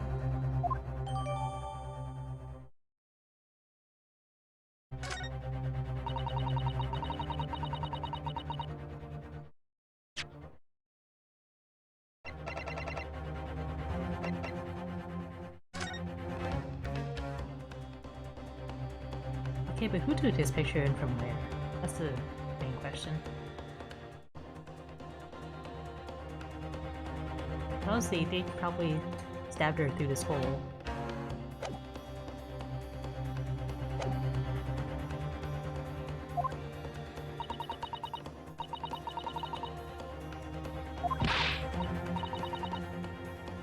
Wait a minute, I don't understand. How did you... Who took that photograph? Objection! There's no importance here. Stop trying to divert attention. Objection! That's an absurd thing to say. It's crucially important. Whoever took this photographic print was a witness to Miss Brett's death. The court must be allowed to hear this person's testimony. I would uphold the defense's demand. The prosecution will reveal the identity of the person responsible for taking this photograph at once. Oh, I'm afraid I can't do that. Pardon? You see, this print arrived at the Imperial Police Bureau headquarters by express post yesterday. There was nothing to indicate the sender's name or address. The provenance of the print is unknown. Goodness. Are we to understand, then, Counsel, that in full knowledge of the fact that this photograph has the murkiest of origins, you nevertheless believe it fit for submission as evidence in the Supreme Court? When you first produced that print before, I noticed that you hesitated for a brief moment. Because you knew that it wasn't completely reliable evidence, didn't you? Silence! You Yoko and blabbering professor! What matters is the blatant truth that this print so eloquently expresses. The defendant has already admitted to pulling the blade from the wound. Maybe this isn't the moment that the knife was plunged into the victim's back, but the moment it was withdrawn. Don't waste discourse time with your ramblings. Indeed. Without knowledge of who produced this print, we have no means of verifying the claim. And the scene it catches is without doubt the most compelling evidence presented to the court.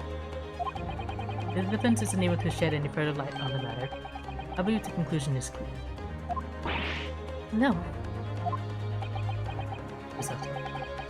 This is the time for you to fight. If what you established so far is true, then there can be no doubt. This photograph shows the moment that they withdrew the blade from the victim.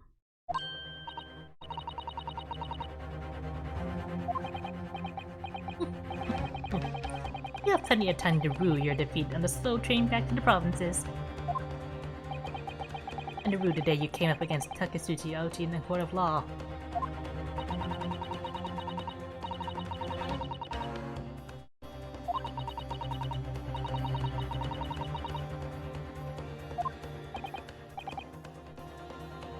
Hello, Counsel. Your Excellency. The burning question is who took that photograph, and the truth is...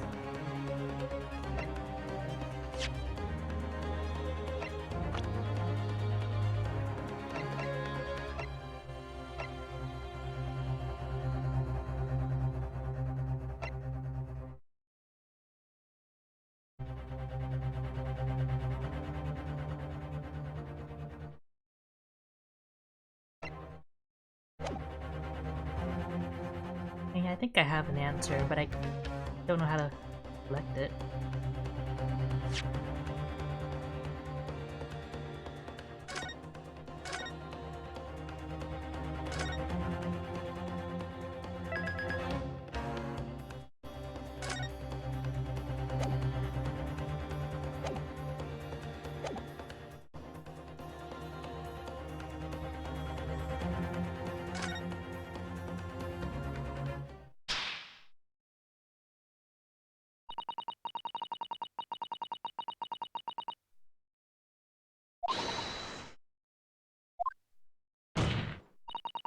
The identity of the person who took this dramatic photographic print is, I assure you, something the defense can and will reveal. Well, no, You can't possibly. But, as you so boldly claim that you can, please, do enlighten us. Unfortunately, I'm unable to present a name. How utterly underwhelming. Did you really believe you could... However, I'm able to present evidence. The defense has a piece of evidence that reveals important details about the photographer's identity. What? Very well done, counsel. Present your proof to the court. Which piece of evidence do you claim reveals something about the identity of the mystery photographer?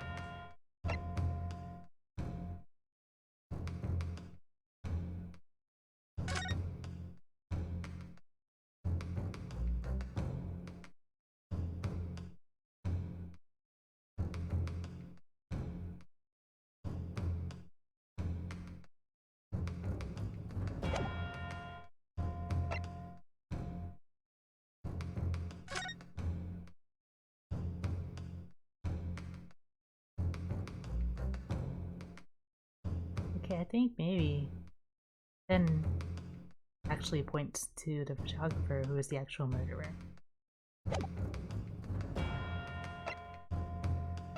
Maybe.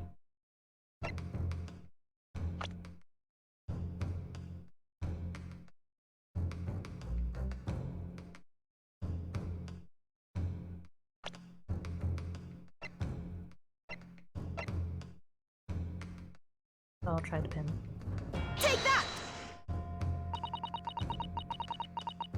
Piece of evidence in question is this.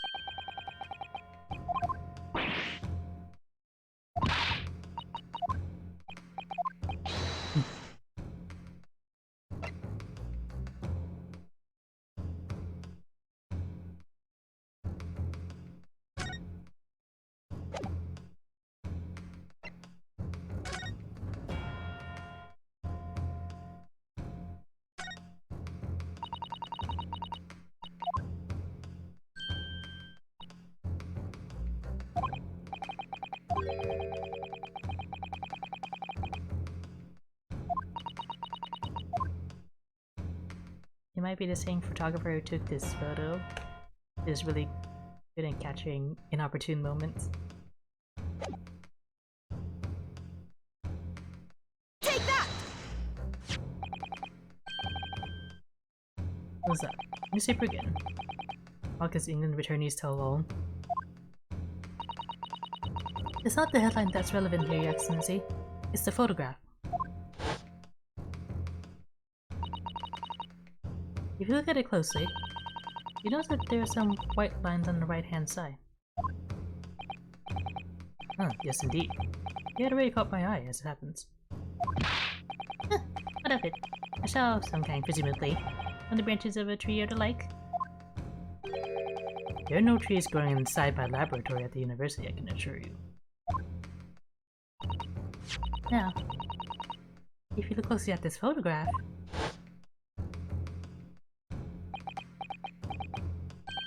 gracious. Yes, exactly the same pattern of lines is present on this photograph too. Objection! Well, that tells us nothing. Yes, it's a shadow of some kind, definitely, in the branches of a tree. There wouldn't be any trees growing inside a hut at the beach council. What's quite remarkable about it is that the two patterns are absolutely identical. How could such an extraordinary similarity have transpired?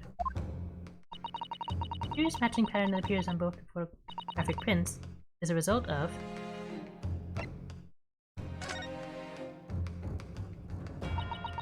obviously, it must be due to a problem with the camera used to take the photographs. With the photographic device? Yes. You can confidently say that the camera's lens must be scratched, and that the scratched lens causes unwanted lines to appear on every print taken with the device. In short, the two photographs under consideration here were taken with the same camera.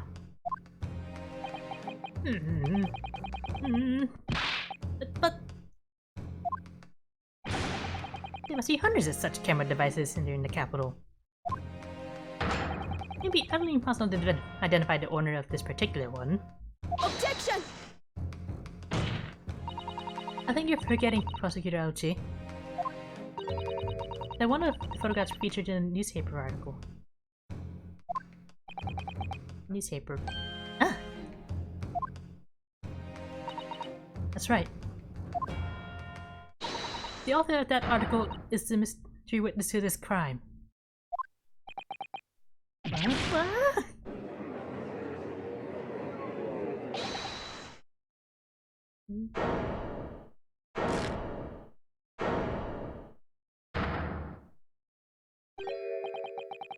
I see why you're called a Raucous England returnee. What are you yelling about? You already testified. It's Mini Memo, I tell you. Mini Memo! Mini Memo! Sosaki-san? What was that? Did you say Mini Memo? And since I returned to Japan, a reporter from the Shoyu News has been hounding me, following my every move. A reporter by the name of Raiten Mini Memo. Yes, hounding me from dawn until dusk.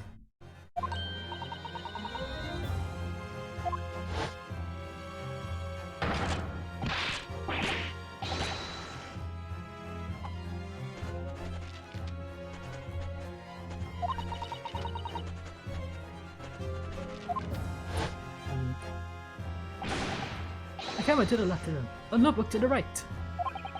There I am, stuck in the middle with Raiten Mini Memo. So you're saying that this picture was taken by my Mini Memo? Yes, my lord, your excellency, Esquire. Officer, find this newspaper reporter at once and bring him to my courtroom. We will adjourn for a short recess in the meantime. Oh, yes, your excellency. As you say, your excellency. And one more thing. I want this knife, the murder weapon, examined for traces of poison. You'll solicit the assistance of the Imperial University's medical department for the task. Understood?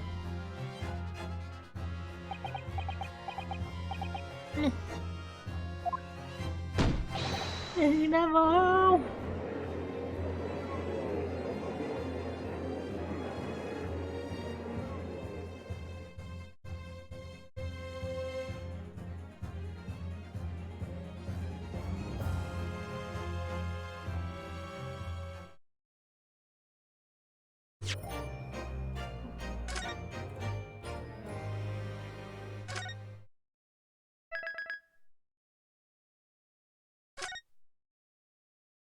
We're probably getting close to the conclusion.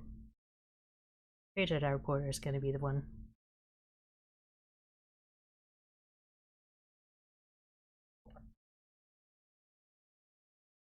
Unsure about the motive, but I'm sure it'll come up.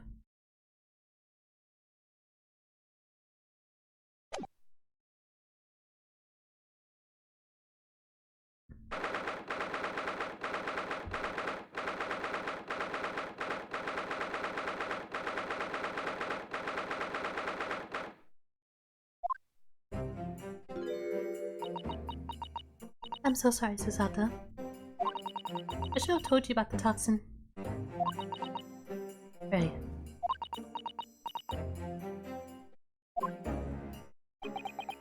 You have a strong sense of responsibility, I know. That's why you decided to shoulder the burden alone. No, it's not it at all. I was scared of my failure coming to light, that's all. So I hope to retrieve the systems from Englishwoman before anyone found out.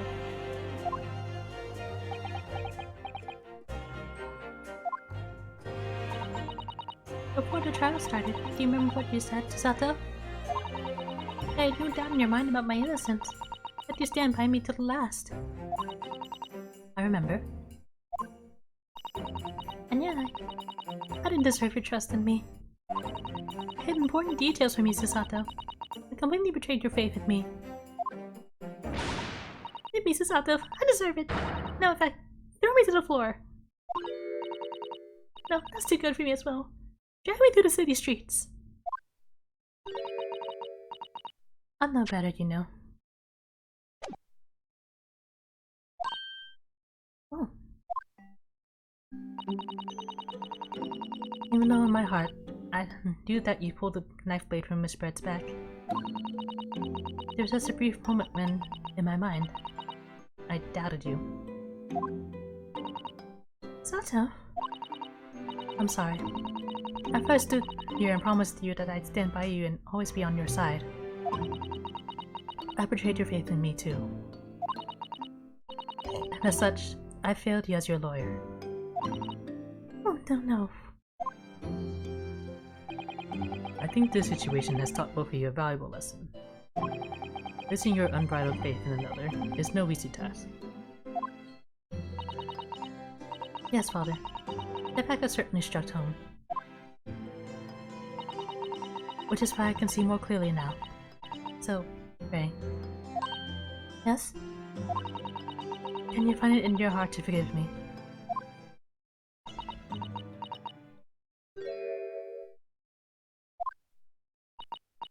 Oh, Susato.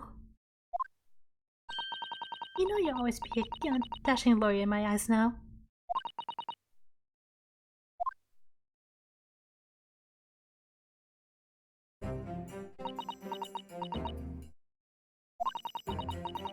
I was so scared, you know, when it happened. I didn't know what was going on. The English woman was sitting at the back of the hut, listening to what I was saying. I know it was you who stole the poison! Well now, whatever do you mean? And then a moment later, she suddenly got to her feet. Before collapsing on the floor in front of me, with a knife in her back. That happened right before my eyes. And you were the only people in the hut at the time? That's right. Just Miss Bread and myself. There was no one else. I just don't understand how she could have possibly been stabbed like that. A great mystery indeed. I still can't believe it happened. That's why I just couldn't bring myself to speak up. It'll be alright. Whatever had happened, and whatever really went on by the sea that day, I promise you that I'm going to prove everything you said you saw is true. Spoken like a true Mikotoba. Now I think we should discuss what's coming up in the trial, don't you? We don't have much time.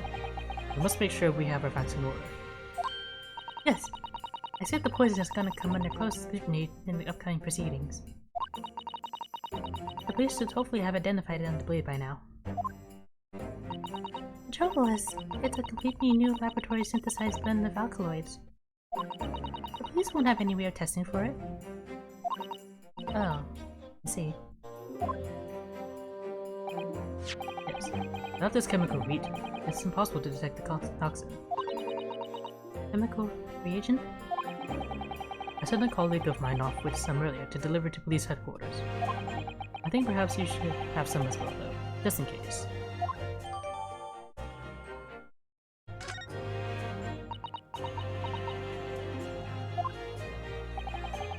What's the matter, Susato?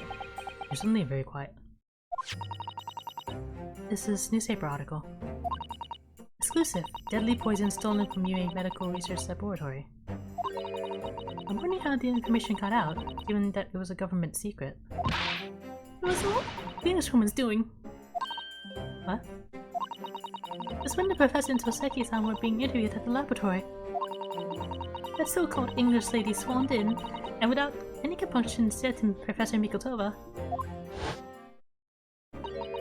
"Oh, Professor, surely your guests would love to hear about your work on that substance there. It put me in a very awkward position, to be frank. But Soseki-san's curiosity had been piqued, so I had a little choice but to give him a cursory introduction.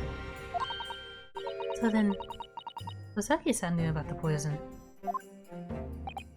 Yes, it is highly likely that the reporter who was writing up the story about us would have caught a glimpse of the toxin too.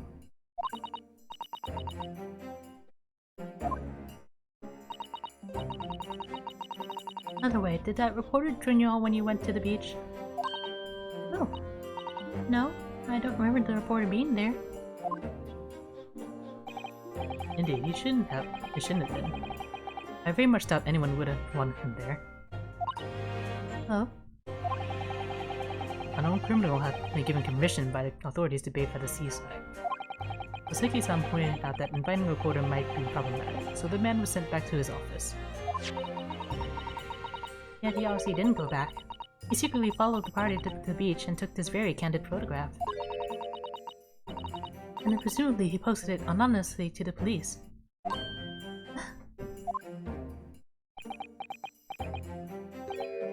Yes, that must be what happened.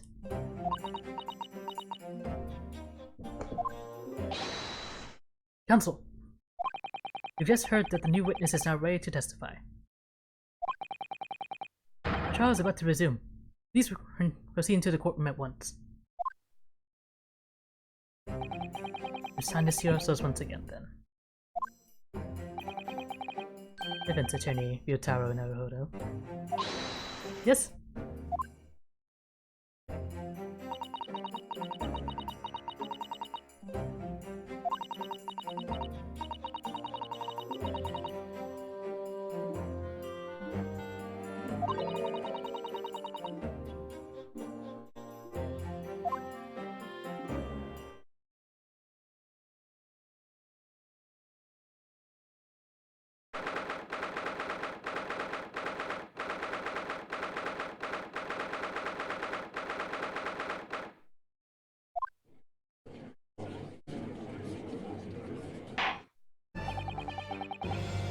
I hereby call this court to order as we reconvene to continue the trial of Rei Membami. Prosecutor Oji, have you summoned the new witness? Before I address that question, Your Excellency, I have some very important news to share. Oh.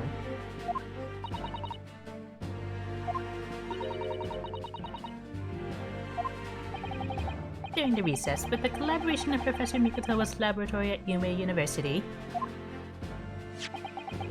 the police re-examined the knife that was used to end Mr. Dilsbread's life. Excellent. I admire your rapid handling of the matter. Oh, too kind, Your Excellency, too kind. I was merely carrying out your instructions, of course. I had the reagent delivered to the police headquarters by rickshaw, so it would be there in good time. But judging by the man's swagger, I fear we might need to brace ourselves for the inevitable. And counsel, what were the results?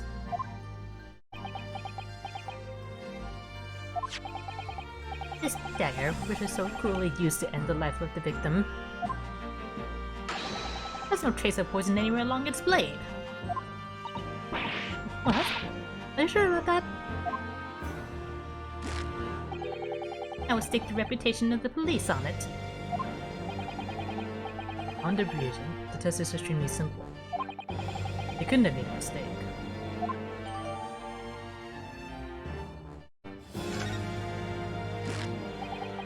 In short, the accused's people excused earlier has been utterly destroyed.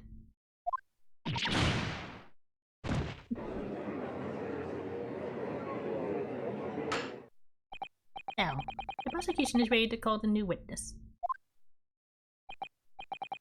The newspaper reporter who managed to capture a photograph of the crucial moment. Good. Very well. Officer, bring in the witness.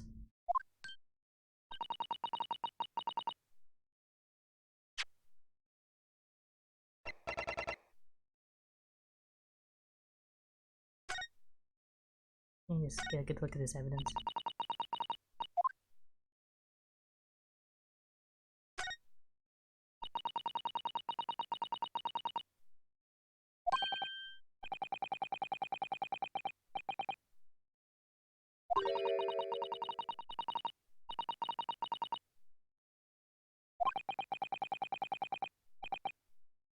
Yes, for now.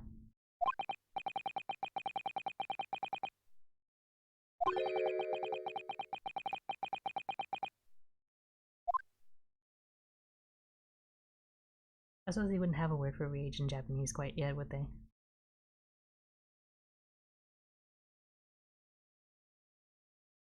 If it's labeled in German, they probably don't know how to use it.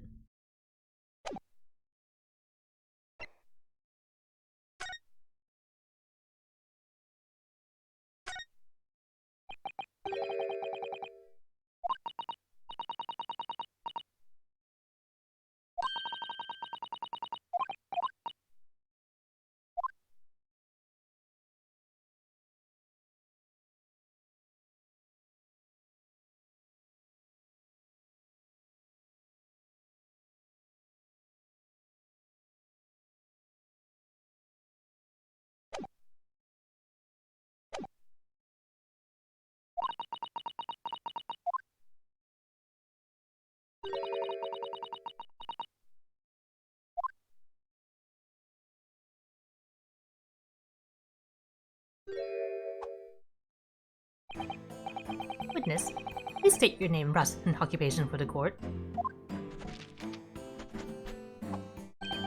I attend many memo with the Shoyu News. I'm what people like to call a journo. What's a journo, Father? Do you know? Is it the contraction of journalist? I'm there when the news breaks, putting pen to paper to catch those scoops that are there in print the next morning. They don't call me the hero of the hill for nothing. The nice guy of news. Oh, so it was you who took this photograph, was it? Oh well, what have we here? I'm sorry. Ooh, brace yourselves, people. Many Memo senses a scoop in the offing. He was soon up to foul play defended by curiously handsome young lawyer in Supreme Court. The readers will laugh this sight. What's it about the fold of the 72.5 like format for the morning edition? Huh? Right then. Let's start with your name. Oh, it's Yutaro Naruhodo. Next, what made you want to become a lawyer?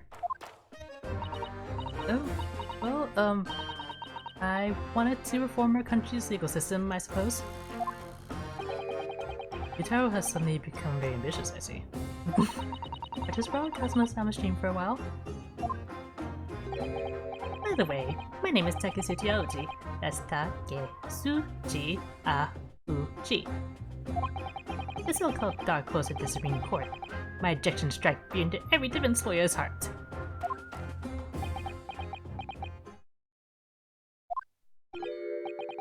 No, the readers won't buy that. What? Witness? Yes? What this court demands to know is whether or not you were responsible for the taking of this picture.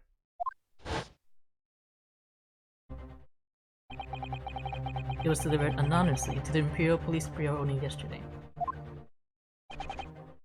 Yeah, I wouldn't be a journal if I didn't click when I presented a scoop like that now, would I? One day a story call out to me. Sometimes I have to chase them down, but either way, you've got to be fast. Fast legs to run with, and a fast hand to write with. It's no good if you don't note it down, I always say. That's what I call my mini-memoism. Mini-memoism? Oh yes, I remember your face. We met that day when you were interviewing myself and Soseki-san. Yes, right. That was me. Many again. But you were supposed to be going back to the Shoyu News offices after our meeting.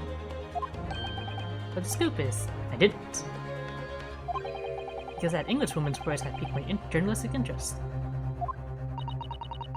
Mr. Brett's words? A criminal, left to do as she pleases, just because she happens to be a British citizen? It's horse-dung. This country's judiciary is rotten to the core. The Supreme Court's rulings aren't worth the paper they're written on. The police are just imperial pawns. Stay your tongue, young man. There are complex political issues at play. Well, anyway, I quickly jotted down those words she said in my mini memo pad. Are you ready? I'll read it out. It's all here, right? Here goes. I should like to go with everyone to see your country's coast. A serious criminal going on some junket. They will need to know about this. That's why I decided to sneak after them. To get the woman's story so I could hammer her in the press. Do you mean to say that you did indeed witness it firsthand?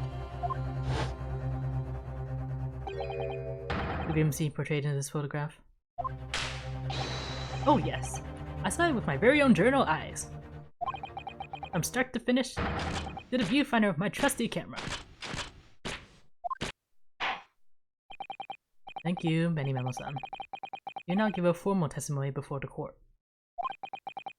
You'll say exactly what it is that you witnessed of the events surrounding Miss Brett's death.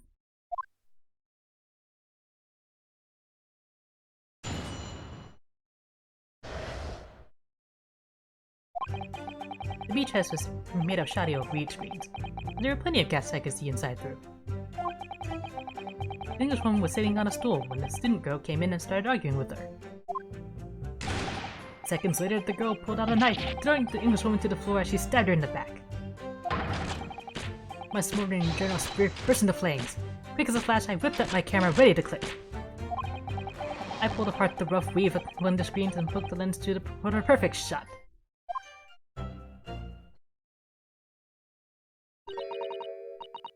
Read screens, you say?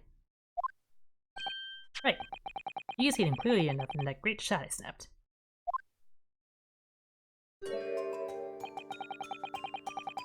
The walls were just screens made of coarsely woven reeds. Yes, it allows the breeze to pass through and bring some relief from the summer heat. It was a breeze for me to poke my camera through and see the whole thing hotting up. Ignoring for the time being the appalling invasion of privacy involved, did you witness everything that happened from the moment the defendant entered the hut? Oh yes, I saw it. I saw the whole thing from start to finish. And you say that you took the photograph through a gap in one of the screens? Luckily for me, they're pretty shoddily woven. I pulled the reeds apart and thrust the lens of my camera through the gap. What I gave away with it? What would I be seeing? It was the gamble of a lifetime. A tenacity of purpose that's considered admirable in a journalist, I suppose. Run a risk one day, run a scoop the next.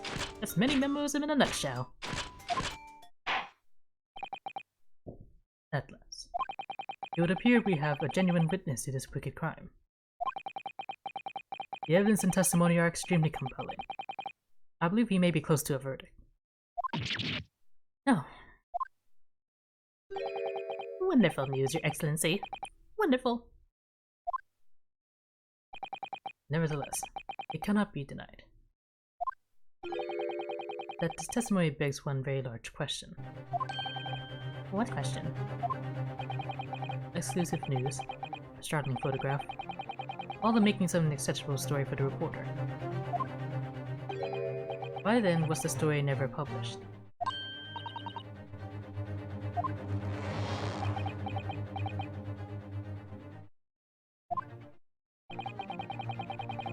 It seems clear to me that there are circumstances at play here that are yet to be understood.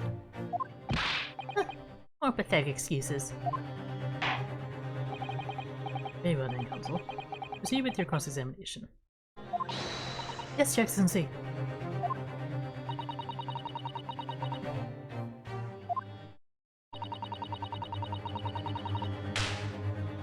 Those are some really sturdy suspenders.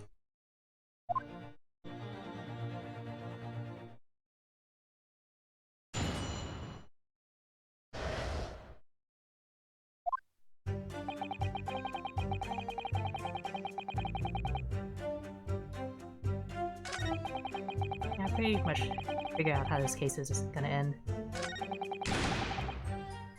But of course I gotta sort through this information and do it the long way.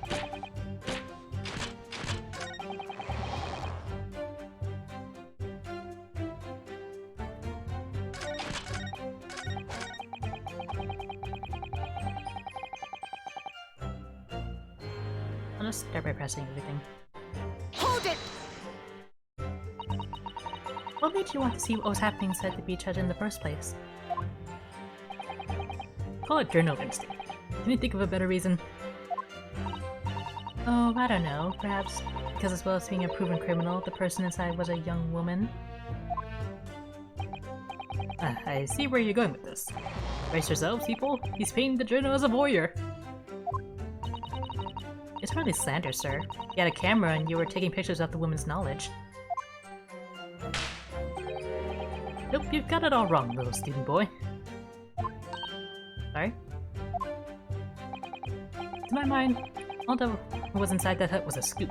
Nothing more, nothing less. Scoops know no gender. Man or woman is all news. It's not even many memorism. It's basic journalism.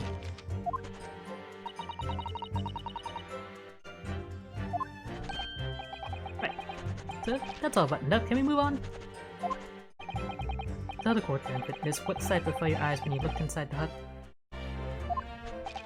A sight that vindicated my journal instinct, that's what. When I pulled back to read, I could see it all as clear as day.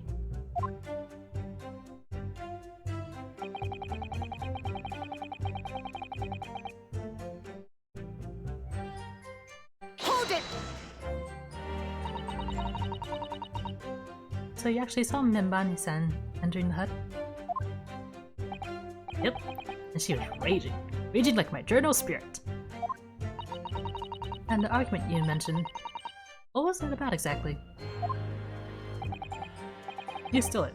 I didn't steal it, that kind of thing.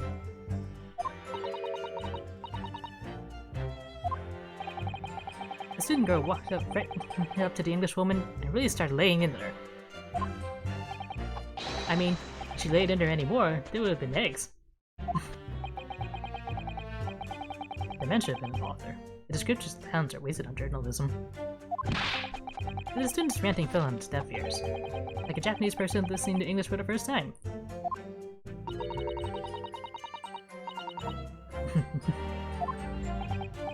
Anyway, the point is, that woman in the dock was mightily angry. And her temper finally got the better of her, it seems. Dear me. Which was the climactic moment that I caught on film.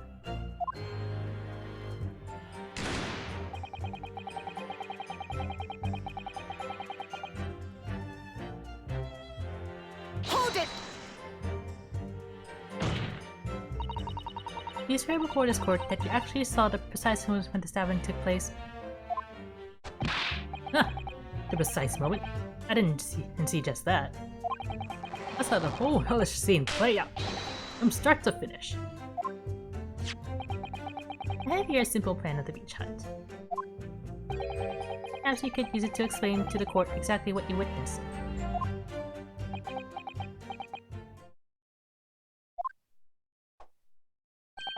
Right you are. It's all here in my memo pad.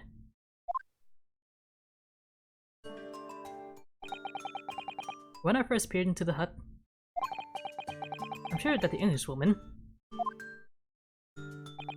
was on this stool at the back of the hut here. Yes, the accused's own testimony confirmed that. He just sat at the back of the hut, smiling sweetly. Is what I have noted down. It's my turn to testify now. Try not to interrupt.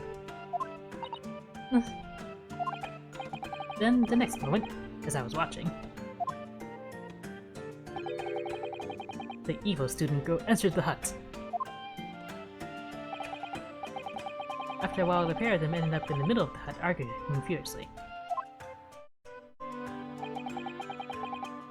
This woman went for the student, but the girl dodged out of the way.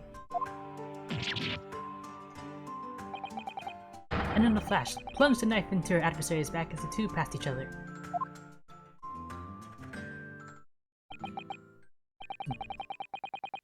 What you describe as a grim crime indeed. Never sugarcoat the truth. That's what many memoism says.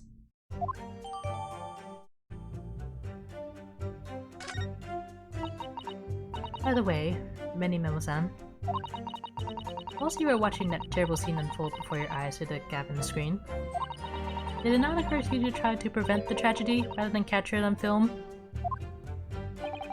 Generals have to be observers. You can't get involved. That's a risen doctrine. I still haven't figured out how to pronounce that.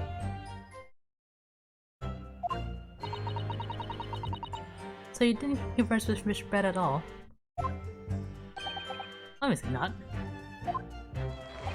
The observer always remains on the outside looking in.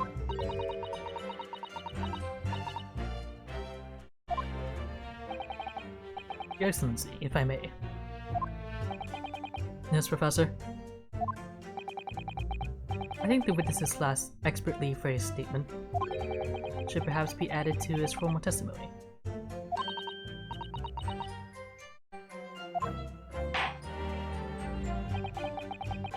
I will grant the defense's request. Many Memo-san, you will supplement your formal testimony with the aforementioned statement. Well, nihilism is the foundation of many minimalism. I'll gladly prove that my words aren't meaningless.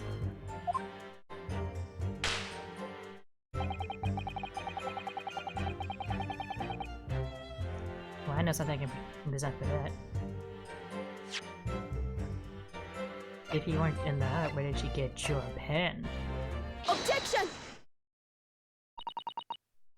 Many Memo-san, until now, I've had a firm belief that newspapers are in the business of uncovering and publishing the truth. You're spot on there. The press doesn't lie, which is why I'm proud to wear the emblem of the Shoyu News on my arm. In a way, that's more Many Memoism. Sadly though, it seems the journalists who write for those papers don't always share the same passion for the truth. What are you suggesting with those recriminatory words, Counsel? Many Memo-san, do you recognize this fountain pen? This pen was found at the scene of Miss Red's death. In fact, the murder victim was gripping it in her hand as she died. What are you? If you look at the barrel of the pen, you'll notice that its owner's initials are engraved there. R.M. Yes, thank you for bringing that up, Counsel. Initials of the accused, Raymond Bonney. Is it a coincidence, I wonder? That your initials are also R.M.? No. I attend Many Memo. R.M. That's horse tongue! Can't you see? One of the central tenets of Many Memoism is being a pencil user. And yet, as the court will clearly be able to see on your right hand, there's a very obvious blue ink stain. It would appear that you must have rather carelessly left it somewhere recently. Your favorite fountain pen, that is. Horsey horse tongue! Many Memo-san, is it not the case that before she died, you met with Miss O'Brett in that beach hut? Objection! Why should we listen to this absurd nonsense? It's nothing but another excuse. Exactly. You will stand behind me all the way. I deny everything. There must be as many people with the initials RM as there are stars in the night sky. The prince has neither the time nor the inclination to count every star in the sky. And there's no need anyway, because this pen has more to tell. Yes, there's another clue. A clue that undeniably proves who its owner really is. In that case, Counsel, the defense will now show the court where this alleged clue lies. Of course, Your Excellency.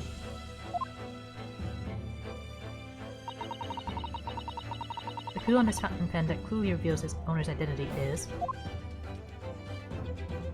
Besides the initials, there's this...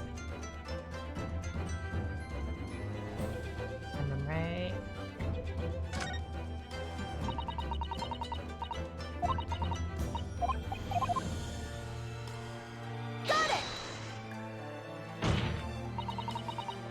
well as the initials, there is also an emblem on this fountain pen. An emblem that you, of course, recognize, Memo-san. What does this mean? It's the emblem of the Shoyu News. In other words, the owner of this pen is an employee of the Shoyu News, whose initials are RM. Some the stars in the night sky don't seem too numerous, do they? Well, Memo-san, how do you respond? Oh! Water! Water! Explain yourself, witness.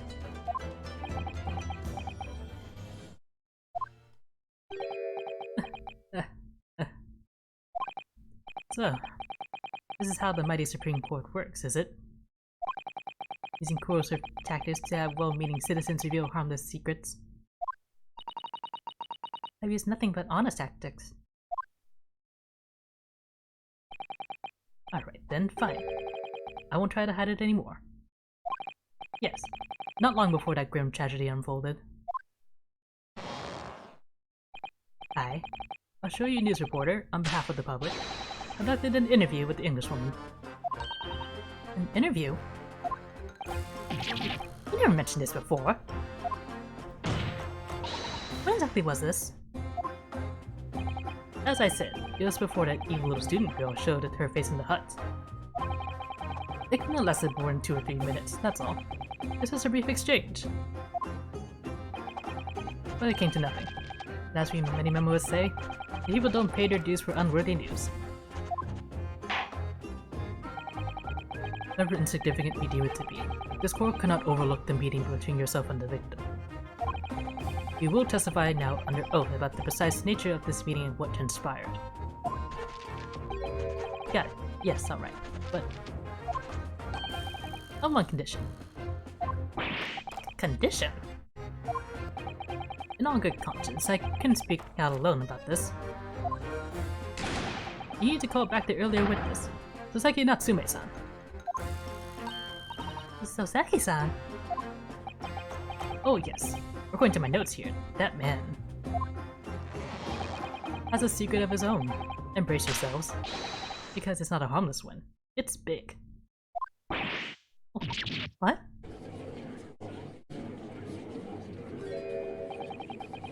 Many Memoism states that one man's secret is every other man's front page story. Very well. I will grant the witness request in this instance. Officer, summon the earlier witness back to the stand.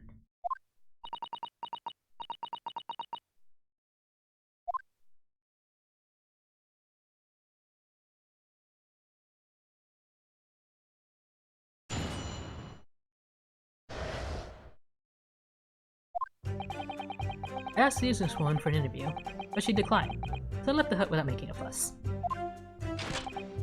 Then, watching secretly from outside, I saw the woman being stabbed and the other witnesses come running. The detective realized that the victim still had a pulse, so he ran off to fetch help. That's when this writer man here asked the woman a very significant question. But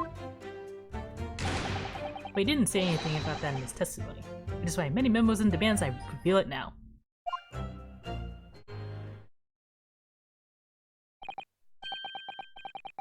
You mean to say the victim? The victim regained consciousness? And when she did, you decided to ask her a question? That's, true. Yes?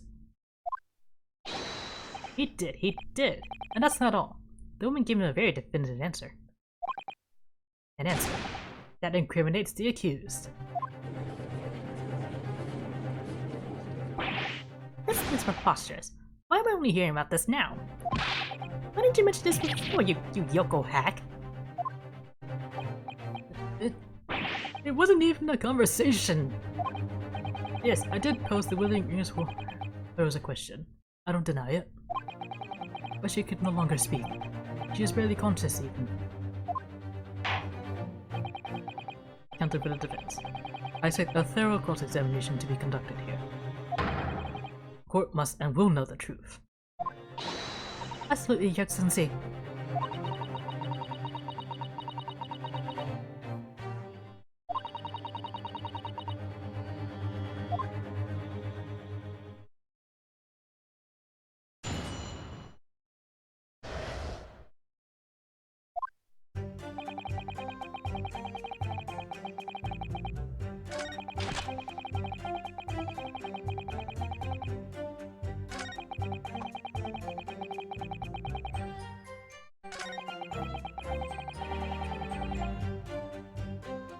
Hold it!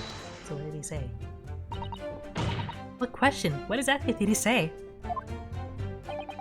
Well, you should hear that from the horse's mouth, I think. Don't you, Mr. Riderman? Ugh. How about that, you Yoko hack? What did you say to her? What did you say to the dying Englishwoman?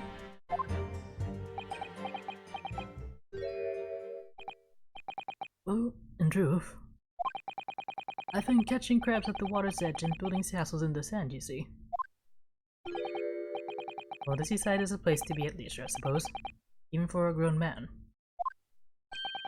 But then all of a sudden, from that little beach hut, a young girl's panic-stricken cries for help pierced the air. Hey. I ran up to the beach to see what was happening, to find the defendant leaning over the last victim.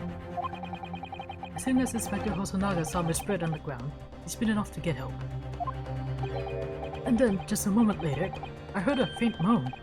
A moan from the dead Englishwoman. I nearly jumped out of my skin! What did you ask her, Soseki-san?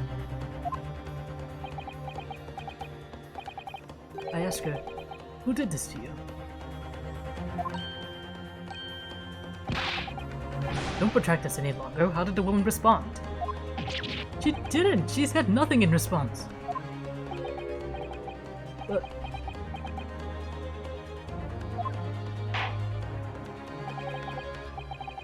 when in the stand, you will answer the questions asked of you unambiguously. Now, without evasion or reticence, I demand that you amend your testimony. I will!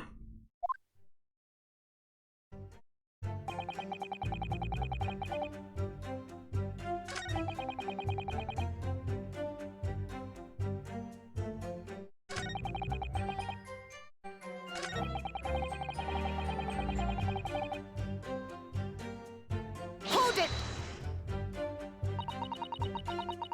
Miss Red pointed a finger at the defendant. Soseki-san, is that really true?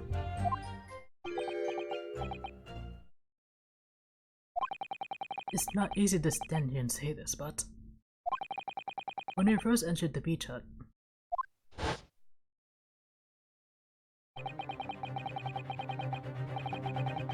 the Englishwoman was sprawled on the floor before us, with the student girl standing on the far side of her. And when I asked who did this to you, the Englishwoman summoned her last house on string to point a trembling finger at the back of the hut. Which was, it can't be denied, in the direction of the student girl who stands accused today.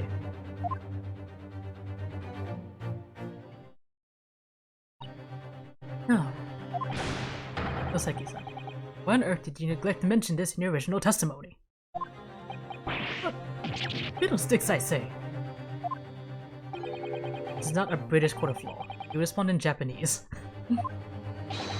Yes, of course, the Englishwoman did point a finger towards the back of the hut, but I was trembling, and she was trembling, and everything was a blur. Thinking about it, I feel as though perhaps she was pointing in a slightly different direction. Actually, no, not slightly, in a very different direction to where the student girl was standing. Somewhere at the back of the hut where nobody was standing at all. You mean that your memory of events and the direction in which the victim was pointing are both unclear? Yes, that's it. Unclear. I'm very, very unclear. Objection! Your Excellency, surely this proves the matter beyond all reasonable doubt. Yes, the woman may barely have been conscious. And yes, perhaps her finger wavered slightly. but there can be no doubt that this is an attempt by the victim to confirm the identity of her assailant. Why? Because at the court can see, there's no one other than the accused in the direction the victim was pointing. It's now abundantly clear that no one besides the accused could possibly have committed this crime. I am inclined to agree. And in the absence of any credible argument to the contrary, I believe we can now conclude this trial. No. No! Headline's writing itself. Dashing lawyer's hopes dashed. For me, he 2-point across the whole page. We'll do an extra edition. This is a serious blow, Sato. Unless we're able to identify the true culprit and substantiate our claim with evidence, the judge will give his ruling and the trial will be over. But that's impossible, Father. You don't even know how the crime was committed yet. Impossible though the task may seem, we have no choice. We must think back over everything we've learned thus far. Somewhere in all those details, I'm confident we'll find the clue we need.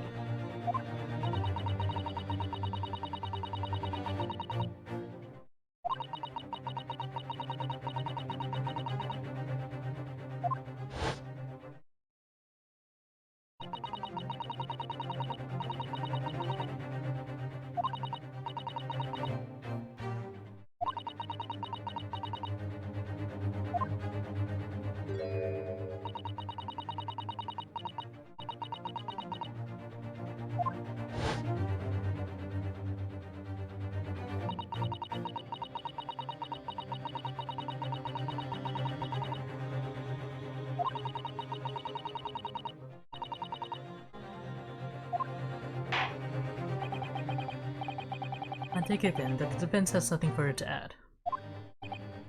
So the gallant Yoko student's luck finally runs out.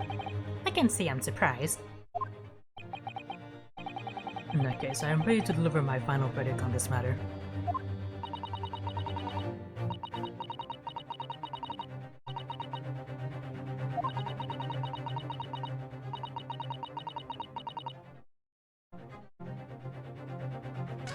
I know how.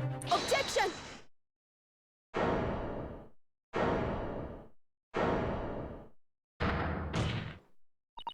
Your Excellency, I respectfully ask you to postpone your adjudication for the time being. To what end, Counsel? The defense would like to present the court with an alternative theory. An alternative theory that can explain who the victim was actually trying to implicate with her dying gesture. Objection!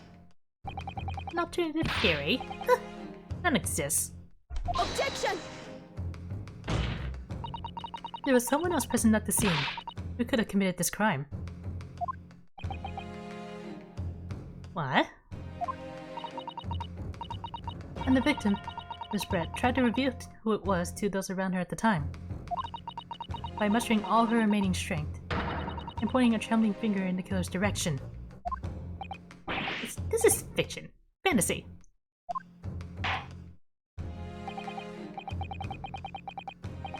Very well. As you seem so sure of yourself, Counsel, I'm prepared to hear your alternative theory. So, young Gutaro Naruhodo? Yes, Your Excellency. You will present your latest theory to the court by means of this plan. At the moment the victim was stabbed, where exactly are you proposing the culprit was concealed? Behind the hut. Up here. Take that!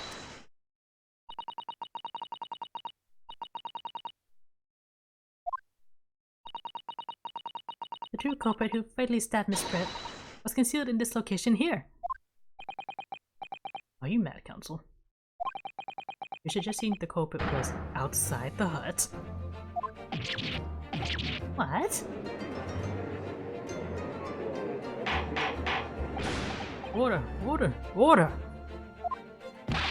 What student lawyer Naruhodo-san, Esquire? That makes no sense at all. He just pointed out the exact spot where I was hiding my scoop staff. I didn't see any suspicious individuals loitering about. I can swear to that.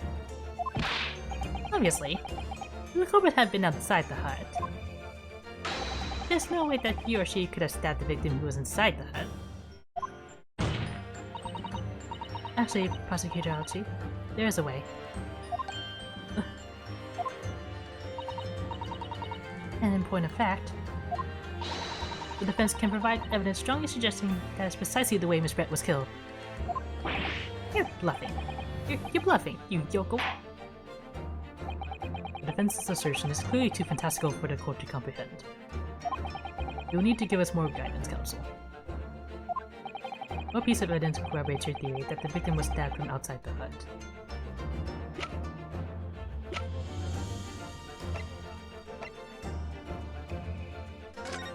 This is photographed with a huge gap in the screen.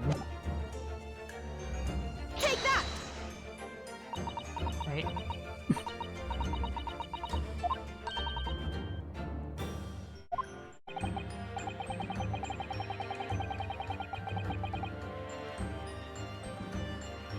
And so you're suggesting that this piece of evidence bears out your theory as to how the victim was stabbed. It's something of a windfall, Your Excellency.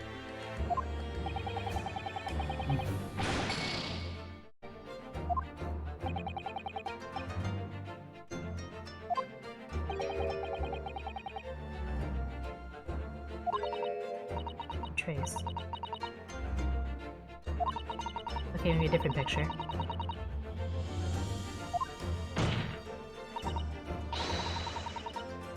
Hey, come on, you know what I meant.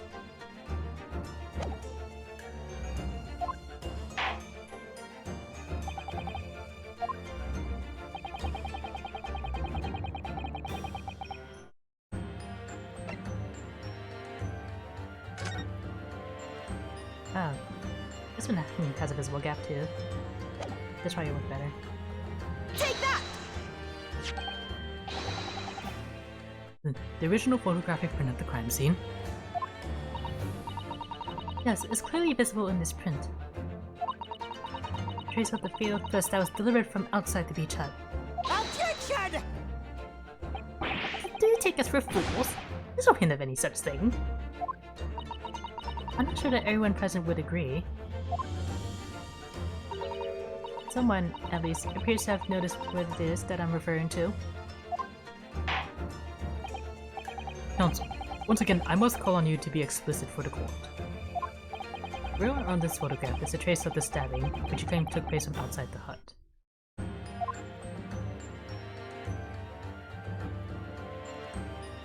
me make sure I line this up really good. Take that! Look closely just there. In the screen at the back of the hut, you can see the effects of a blade having been forced through the reeds. No, I can't. I can't see any such thing. I do not see it. It's true that the hut in question had 4 walls as you'd expect, however. By parting the reeds, a knife blade could easily penetrate them. This is extraordinary. Yes. The true culprit actually stabbed the victim from outside the beach hut. Ugh. And of everyone present at the scene, there's only one person who could have done that. Only one person who was directly outside the hut when this Brett was killed. Right and many Memo-san. It could only have been you.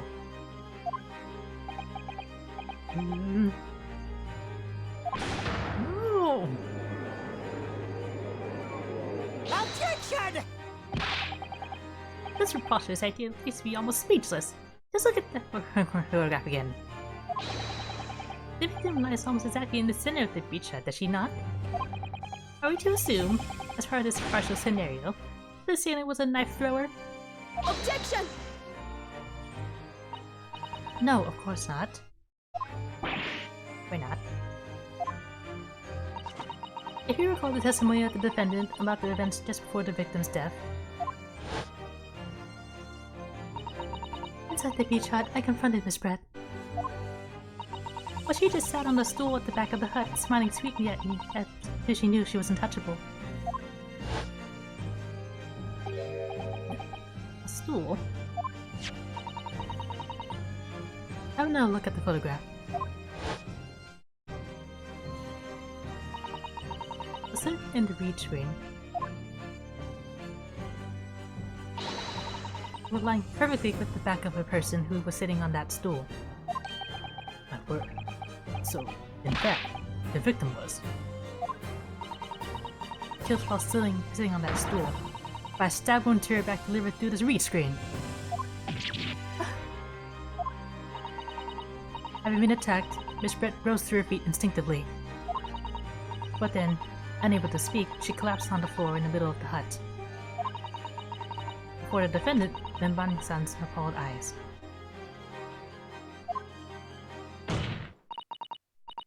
And that, Your Excellency, is the truth of what happened on the beach that day.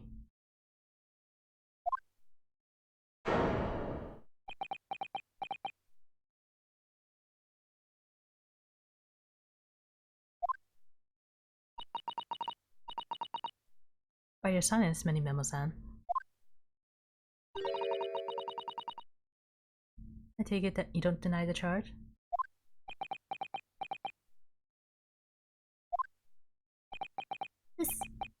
This is absurd! That will do.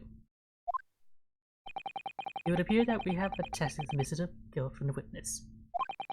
Accordingly, this court has successfully established the truth of this matter, which means that the defendant, Benbani-san, is innocent of the crime.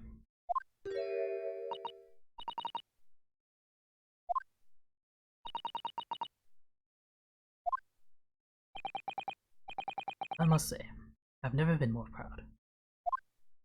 No, this can't be. No, G-Clan can't. What of my growth? My growth of hope? It wasn't an aberration. I can't accept this. I won't. I see no reason for the continuance of this trial.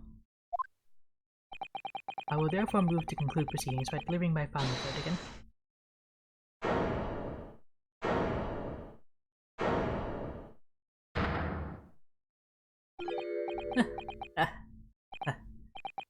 Well, this is all very convenient. This is how the highest court in our mighty empire delivers justice, is it? Suppressing well-meaning citizens' freedom to speak and branding them as criminals. But you established that the victim was stabbed from outside the hut to the read screen walls. And no one but you was in place at the time to have his hand on the hilt of the blade. It's a perfectly logical deduction.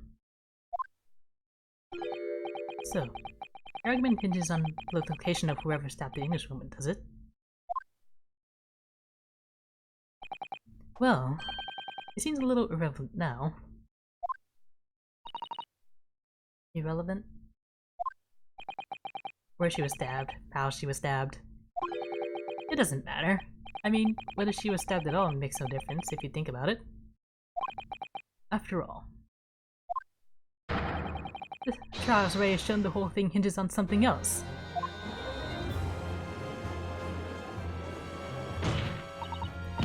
What are you talking about? Brace yourself, little man. I'm talking about the fact that everything's changed. Because of the dirt you dug up. What? Enough obscurity. Explain yourself with this. What's to explain? I'm talking about the poison, of course. Poison? Let's ask the professor for a comment on the situation, shall we? I understand that a deadly poison you were developing was stolen from your laboratory, correct? It's been shown that this poison was administered to the victim, Miss Brett. Is that right? That is correct. The unusual constriction of the victim's pupils are a sure sign that this particular poison was used. I see. So, presumably that means that the victim already had the poison in her body before she was stabbed. Even that her pupils were clearly constricted. It seems highly likely. If she had been dead already, the poison could not have circulated in her blood.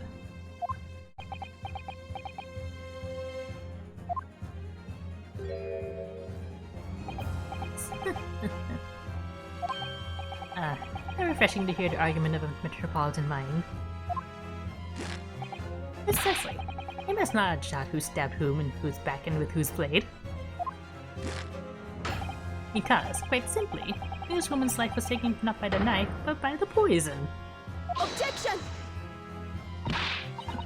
That could be explained by the poison being on the blade, as I already Objection! forgotten already, have we, yokel? During these very proceedings, the laboratory professor at your side assisted in proving that the blade of the weapon used to attack the victim had no trace of poison on it whatsoever. Let me get this down. The facts, as skillfully established by the defense in this trial, turn out to be a headline-making red herring. Is that about right? Well...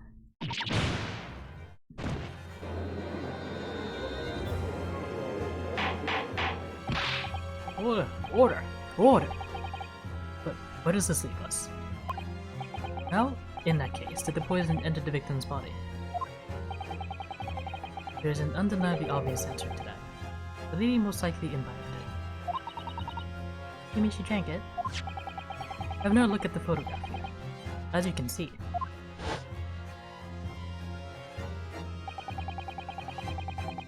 a bottle of carbonated water and a glass had been knocked into the sandy floor of the beach hut. The poison could have been slipped into either.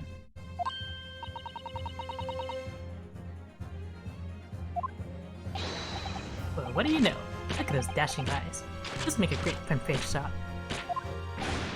Hey, what a bewitching stare. After all, I'm the last person you should be looking at. It would make no sense at all that I poisoned the woman, would it? I mean, that's been established already. Hold it! Established? What are you talking about? Don't tell me you've forgotten. That's a little hard to believe, given that the person who established it was you. Me? Ooh, let me capture those wide eyes. This is prime press fodder, this is. It would seem that this trial is not destined to end yet, after all. I hereby call upon the witness to give further testimony. That's great, that is. Let me get a shot at that magnificent beard, Your Excellency. You claim it to be impossible that you were the one responsible for administering the poison to the victim. You explained to the court in your testimony the basis upon which you made such a claim. I'm a general and I'm a man. I never tried to run or hide from anything in my life. I'm not about to start now, because that's minimalism.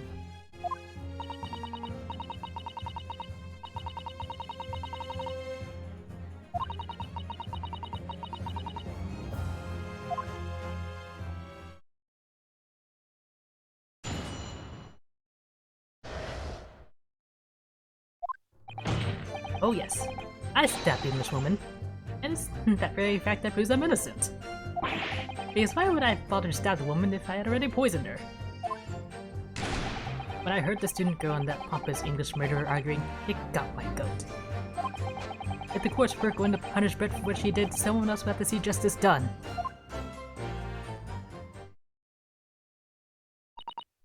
So, you admit it then? That everything happened as I described? That you are the one who stabbed Miss Brett in the back through the freeze screen? You can leave this miserable country of ours. A country that bows to the pressure of foreign powers and lets murderers walk free. What kind of future can a country like that have? That's why I did it. I did what our pathetic leaders didn't have the guts to do. Slap bang in the middle of that charming lady's back. I plunged the braid of sweet justice right in there.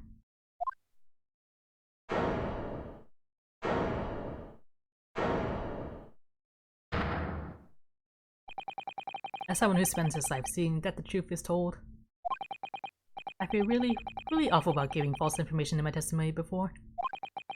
But as it turns out, there's somebody else who had it in for the victim and got to her before me. That's right, you guessed it. That pretty little student girl. Now there's a woman after my own heart. Replicating Ray again. He's the one who gave the poison to the English woman and ended her pitiful existence. Then suddenly, snap! This journal here is off the hook. The argument is sound, certainly. But the witness had administered the poison himself. He need only have waited for it to take effect. Subsequently stabbing the victim in the back would have been entirely nonsensical. And therefore, this reporter had nothing to do with the poisoning. Yes, it's all quite logical. That's right, yes. Logical and true. I'm glad you've all seen the light. Justice at last.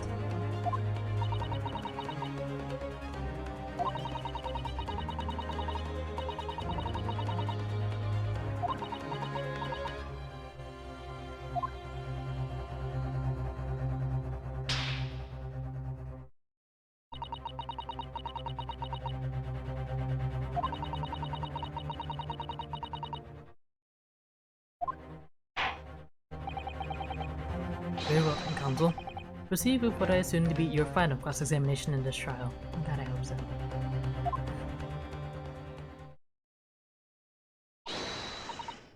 Yes, Your Excellency.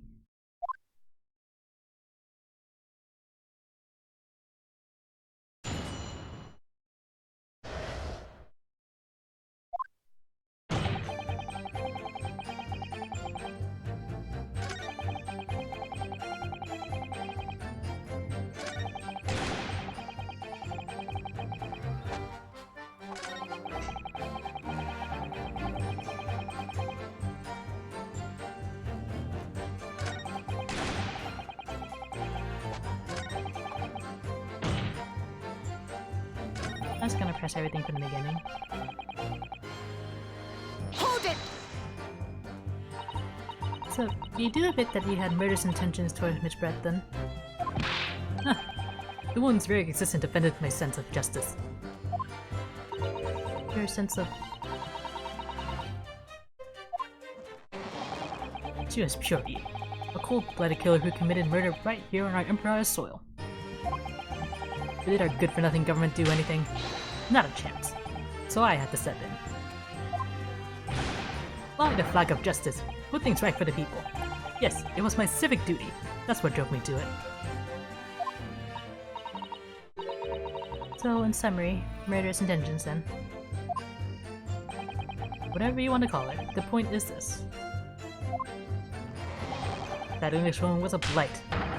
So I had to do what was right for society. But every wrong was done, by the student girl in the dock, a crime for which she must pay. Obviously, because the poisoning was nothing to do with me at all. Your motive still murder, my dude. Hold it! So they still maintain that you didn't give the poison to the victim? Obviously, that'd be like putting a belt on your trousers when you're already wearing braces like these. He was administered the poison, following which this witness stabbed the victim. An unforgivable act, certainly, but not one of murder. That crime rests on the accused's shoulders. That is how the law works, you see, yokel. Who knows, you even learned something here today. 2 consecutive intents on her life in the space of minutes. What a day for the victim. Do something that evil and you've got it coming. That's how the law works. The law of reckoning. It's not the kind of law this court upholds. You will reiterate why you were compelled to stop the victim like this.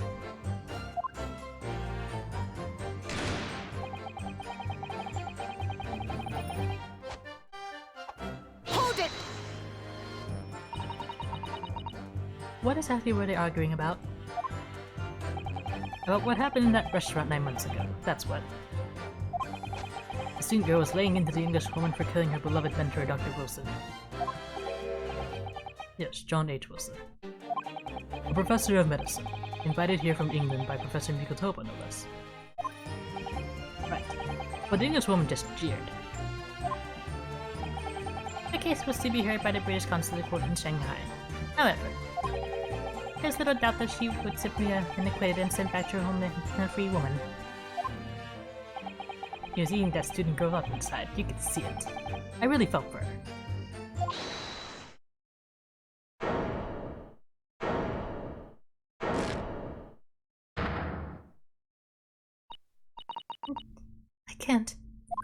I can't stand here and listen to this tripe. Right. And girl, you stand accused here. You can't just split out whenever you feel like it. No, you can't. Sorry, but I'm in the middle of some very important testimony here. Just keep quiet and listen. But this awful man is picking all this up. Misato, please, you have to make them listen. Return to the dock at once, then, Mami-san. We're in the middle of a cross-examination. Hold it! Your Sensei, please, I implore you. That journalist is clearly not a trustworthy witness. Exactly. He's a filthy, rotten, black-hearted, bigoted, very great peeping Tom. Whoa, take it easy there. Please, I really think the court should hear what the defendant has to say. Your Excellency, I see no need whatsoever to entertain the accuser's remarks. I will grant the request of the defense. But, Your Excellency! This is likely to be the final cross-examination of these proceedings. As such, I believe it would be ill-advised to stifle the defendant's obvious concerns. So, whilst recognizing that this contravenes regular protocol, I hereby call upon the defendant to speak. Oh. Thank you so much, Your Excellency.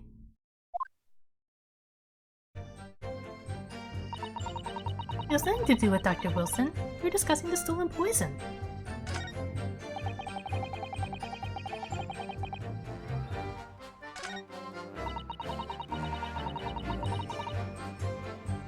Hold it!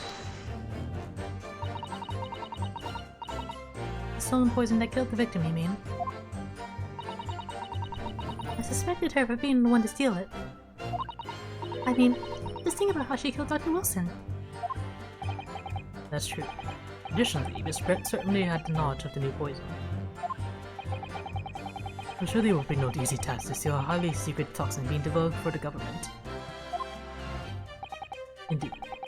All visitors to the laboratory are thoroughly searched when they leave. Even if a thief managed to avoid being seen by myself or a colleague, getting the poison out would be very difficult. True. I requested Professor Mikotoba until he agreed to show me the poison when I visited his laboratory.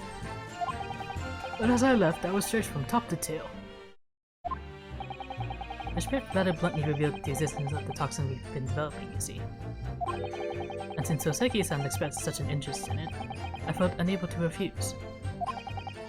Obviously, I gave nothing away, other than the fact that it was an extremely potent substance. I'm very ashamed of myself. It's just that I've had a singularly terrible experience with a deadly poison. I wanted to look my old enemy in the eye. Surely you can understand that.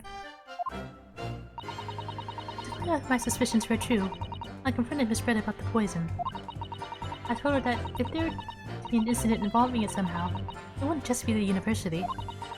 The military would be dragged into it. The whole government even. It would be a complete disaster. And how did Miss Brett respond to your concerns? She just curled those beautiful lips at first and said she didn't know the first thing about it. In English, actually. Ah, yes. Many Memo-san, one small question if you don't mind. I do mind. Can't you see I'm busy? There you were outside the beach hut listening whilst the defendant and Miss Brett were conversing. Presumably then, it was you who wrote this article about what you heard?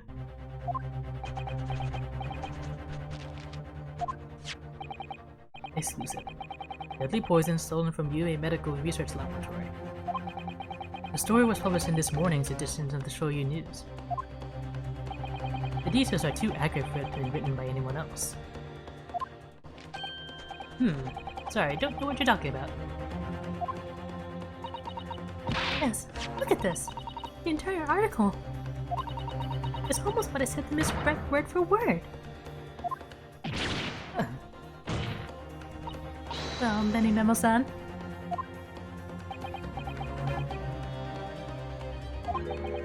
As a journal, and as a citizen of a free country, I don't have to reveal my sources. That's a founding principle of any minimalism.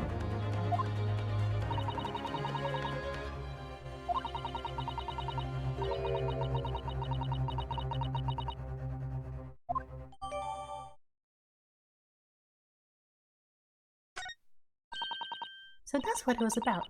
You were trying to cover up the fact that you were listening in. That's why you came up with that stinking story about me arguing with her. Shut up. My stories never stink. Look, whatever you say, little girl, it doesn't alter the facts. Your Excellency, there's something I want to say, and I want it to go on record.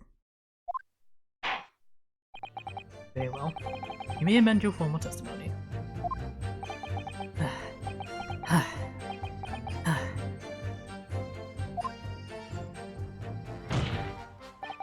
The point is, if you poison someone, there'd be no reason to then go and stab the person as well.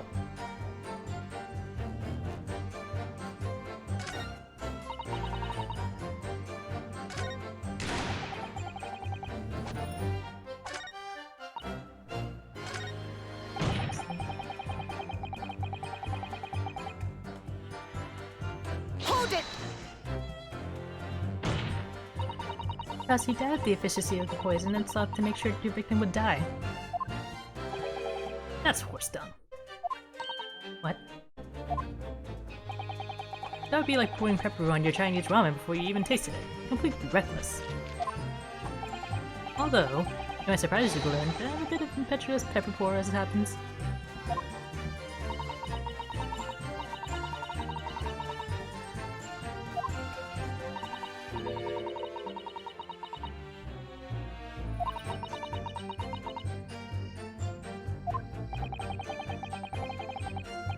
If it was the reporter who gave the poison to Miss Brett, then clearly. He must have done it prior to Ray entering the hut. Yes, that's undeniable. But between him leaving the hut and the victim being stabbed, there was one very crucial change in the situation. Right?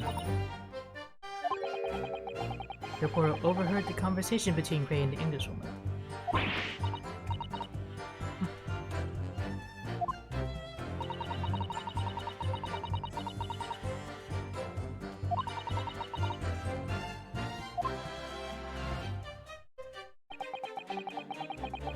If the victim had unwittingly taken the poison already, the reporter would have no reason to stab her. On the face of it, that logic sounds entirely reasonable. There's no question that this man was responsible for Miss Brett's murder. If we could think of a plausible explanation as to why he might have stabbed her even after the poisoning, I feel sure that everything would drop into place. That's what we should be looking for. Yes, I agree. And in order to do that, I must try to glean more information. I already pressed everything.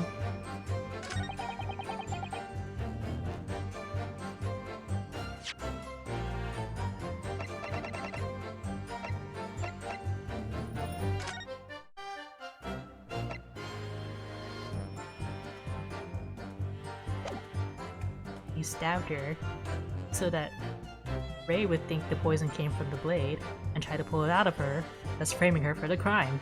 Objection! Well, I can think of one reason. What? But before I explain, I'd like you to confirm something for the court. Did you glean all the information for his newspaper article from what you overheard outside the hut?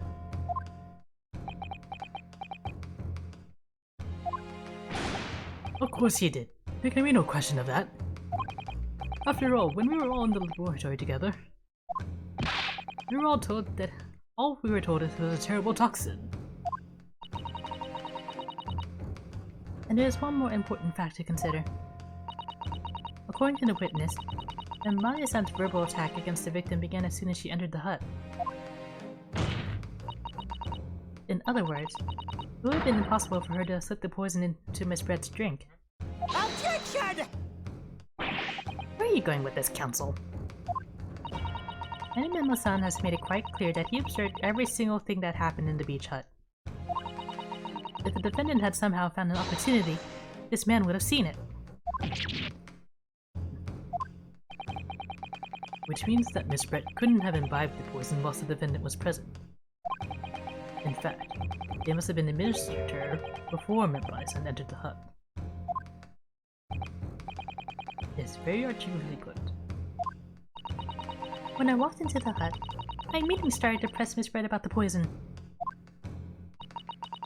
At which point, Memo-san overheard some worrying information. Worrying information? What worrying information? Information which he subsequently included in this newspaper article, namely, that the poison was being developed in strict secrecy and that it couldn't be readily attained. Absolutely. In fact, that's quite an understatement. The only possible place it could have come from is my lab. And furthermore, anyone afflicted by the poison would exhibit telltale signs in death. Extreme constriction of the pupils. Yes, it's quite stark when you see it. There are other poisons that show similar symptoms, but not among new substances that are undetectable.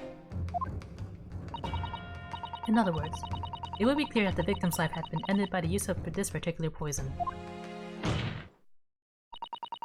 which would reduce the number of suspects to only a handful of people. Ugh.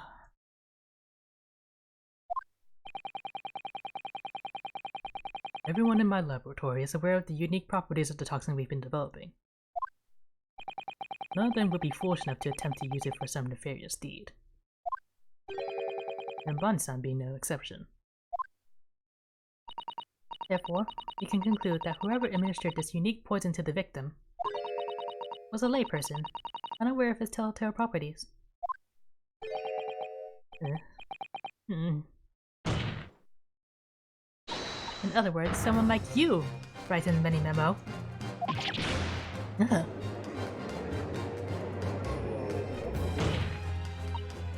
It was you who stole the poison from the laboratory that day.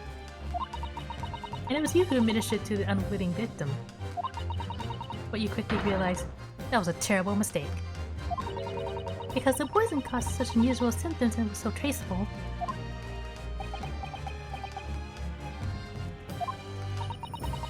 So listening from the far side of the beach hut's thin walls, you learned of these facts. But you already given the victim poison at that point. It was too late. So you have to pen to disguise your mistake. A pen then involves stabbing the victim in the back during the reach scream. Objection! What could that possibly do? Isn't it obvious, Counsel?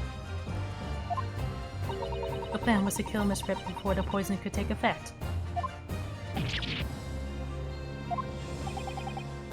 Once in the blood, the poison causes the onset of pupil constriction.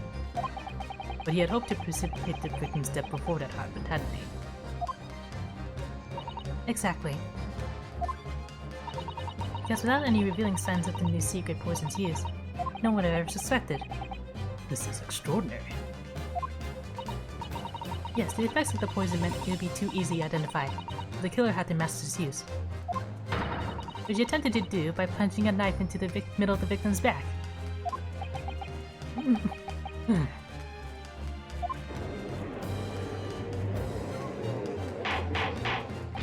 Order! Order! Order! Dogman presented his sound. The court is satisfied that it warrants consideration. Does the prosecution have a counter-argument it wishes to put forward? Well, there were a number of... yes, I cover completely. Objection! The prosecution's evasive response clearly shows that in much the same way as he nurtures the remnants of his top knot, he is clinging to lost hope. Lost hope?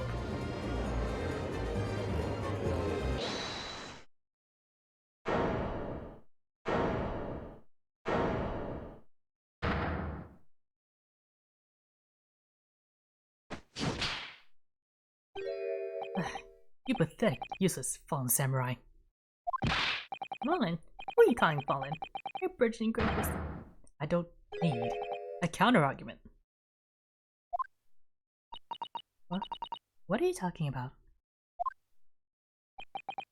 It should be blatantly obvious. I saw the poison, you say? Give it to the victim, you say? Stabbed her, you say? Lots of fine theories. I don't need a counter-argument because you don't have an argument yourself. Where's your evidence?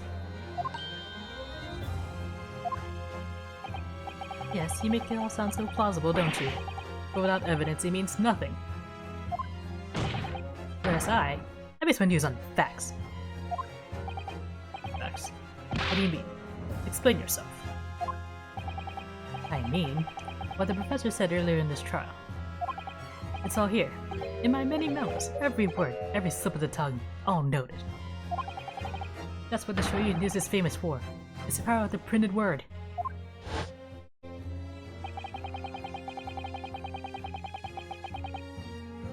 Yeah, he wants me to tell him how he stole it.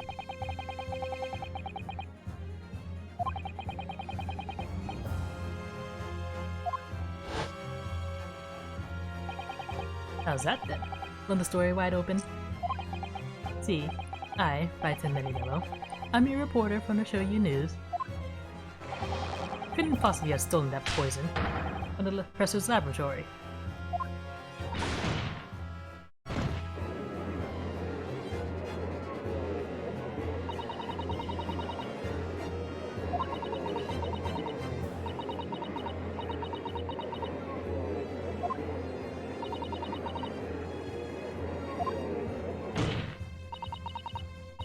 As we've identified, the poison itself is the definitive evidence we need.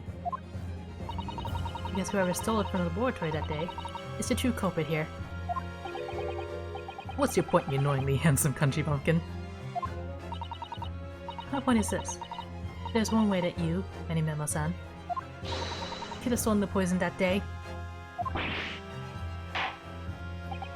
have heard enough verbal conjecture now, thank you. But the court must be shown as evidence. What proof do you have that this witness stole the poison on the day in question?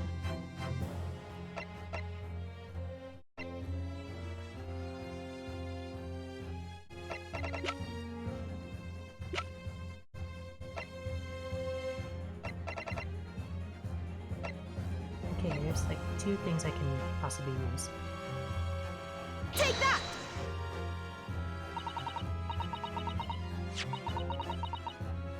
If your excellency is this fountain pen. A fountain pen? How can that possibly be relevant? These magical pens somehow seem to have enough ink to write many thousands of kanji characters. I believe they arrived in our country for the first time some 15 years ago now. That's made by a weasel in calligraphy expression, nothing else. These newfangled pens are merely a fad. Oh, as a forward-thinking man of words, obviously I love my fountain pen. It's like a pursuit of sumptuous ink and one's work is to wash your words in the blink of an eye. That's right. Fountain pens have a small reservoir in the barrel, into which ink is sucked up through the nib of the pen in order to write with later. What is all this talking of sucking up ink have?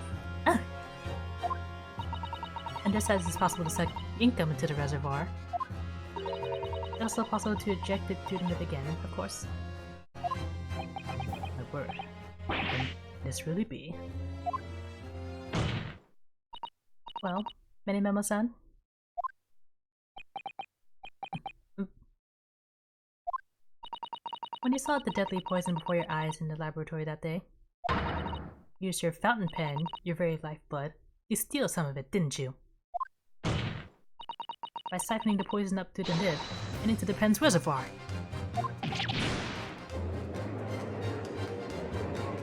Objection! More acidity. That never happened. Dude, we've heard that there are procedures in place to prevent thefts like this from the laboratory. Will anyone have thought to look inside a fountain pen of all places? No. I'm a little ashamed to say. That for fear of offending our guests, such a detailed search would not have been conducted. Well, this is quite startling, I must say.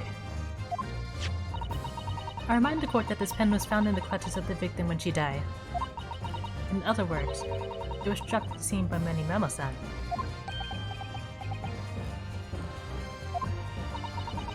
But the crucial question is, when exactly was the pen dropped? Are you suggesting? The natural conclusion is that, in your haste to act while the victim was distracted for a moment, you dropped the pen after you emptied the poison from it into your glass. Objection! There can be a number of alternative explanations. For example, the witness could have been using his pen to write down details of his conversation with the victim. And when struck by one of her outrageous answers, the pen fell from his quivering hand. Objection! No, that can't be. If it was, how do you explain why the pen was devoid of ink? What? As you can see for yourself if you examine the evidence, there would appear to be no ink present in the reservoir. What newspaper reporter goes to interview someone with nothing in his pen? No, the pen was dropped after the poison that filled its reservoir had been emptied into the victim's glass. Witness, what do you have to say in your defense?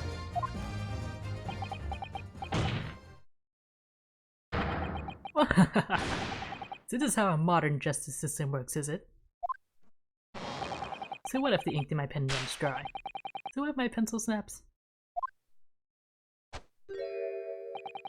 I can always claw my way back into the game. I have plenty in reserve. Ah.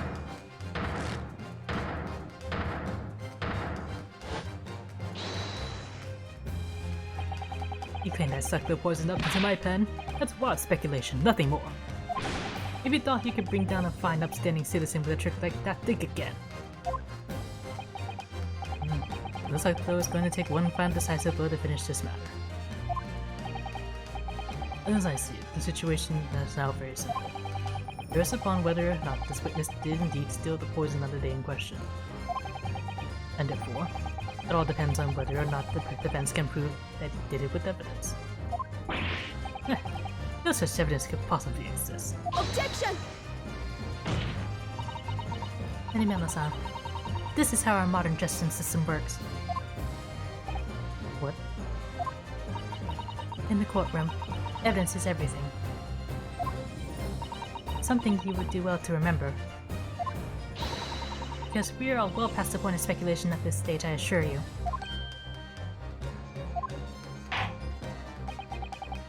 Anyway, I thought one of the defense isn't enough mentioned evidence.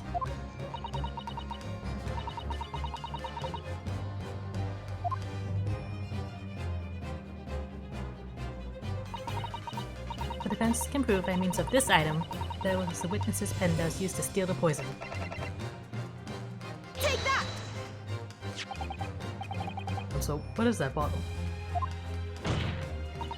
This bottle contains the unique chemical reagent that can identify the poison in question. Yes, the poison is an entirely new synthesis of alkaloids developed by my colleagues and I. It would be impossible to detect traces of it by any other method. Or, from another perspective, simply with this chemical reagent, anybody at all could check for traces of the poison. A reagent? What? One drop of the contents of this bottle on the tip of your fountain pen, Many Mamo-san, is all it will take to solve this case beyond all reasonable doubt.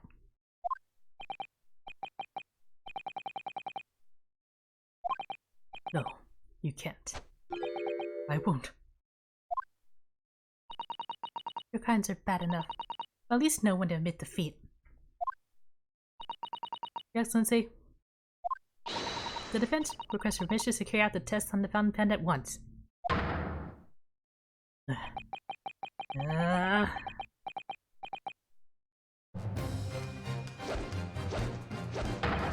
This isn't my fault. The Empire drove me to this. I know it's as a civilized nation founded. I'm not reading this. Zata, with me. I'm there.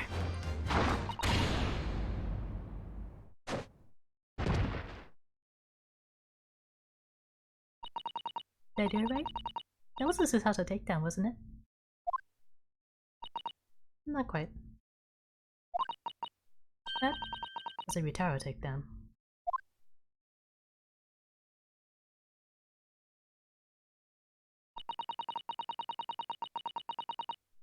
Is this allowed? This isn't the first drop of the reagent touched the nib by the fountain pen. It was clear to everyone present.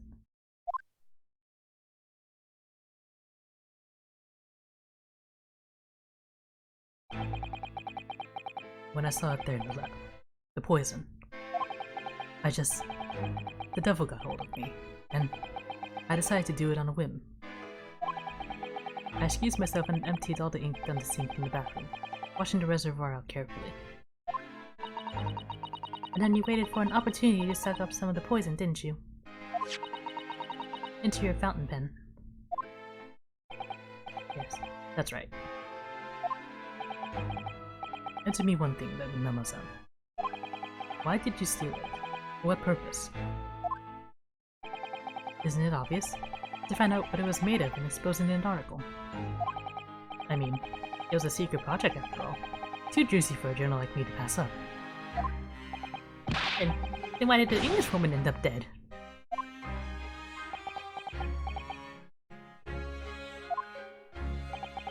I went into that hut and setting the quiz around the situation, that's all. As a reporter. A known killer, enjoying full freedom, evading justice by leaving the country. I told her what I thought about it. And she just laughed in my face. Oh, what's this? A far eastern caveman purporting to practice journalism? Really? You must learn the difference between reporting and listening at doorways, you ignorant plebeian. What did you call me? This country, with its pretensions to a justice system, to a free press, it's really very depressing. You see our superior ways in the West? You lack the mental capacity to emulate them. Get out of here, you oaf. Get out and crawl back into the cave you came from.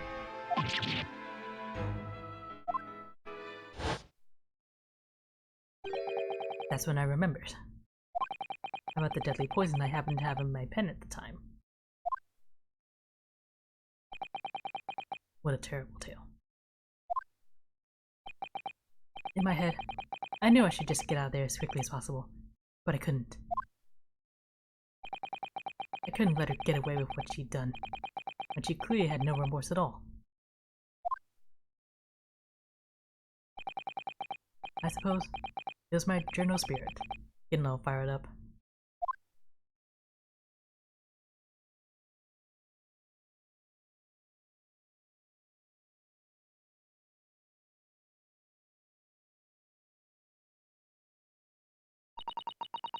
I'd like to ask you something. Yes? You want to talk about justice. But surely as a journalist, you could have used other means to deliver the justice you sought. There's no justice in the press. Sorry? After the trial 9 months ago, I kept digging and digging to find out what had happened in that courtroom.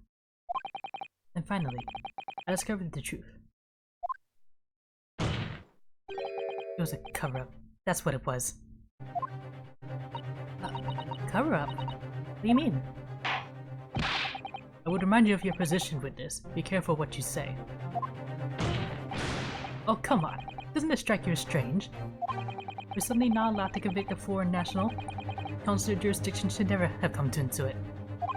And yet that puffed-up Englishwoman was going to sit all the way into the sunset a free woman.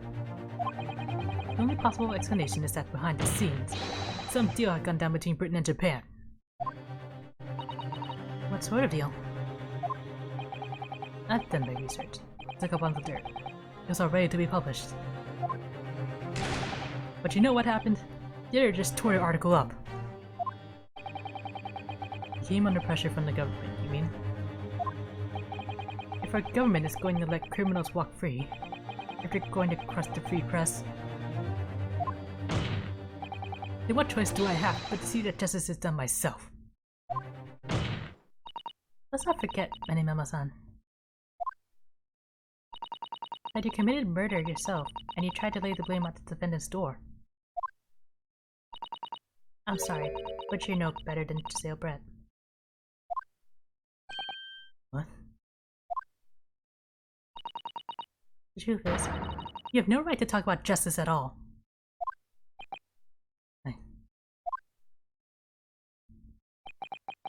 I suppose.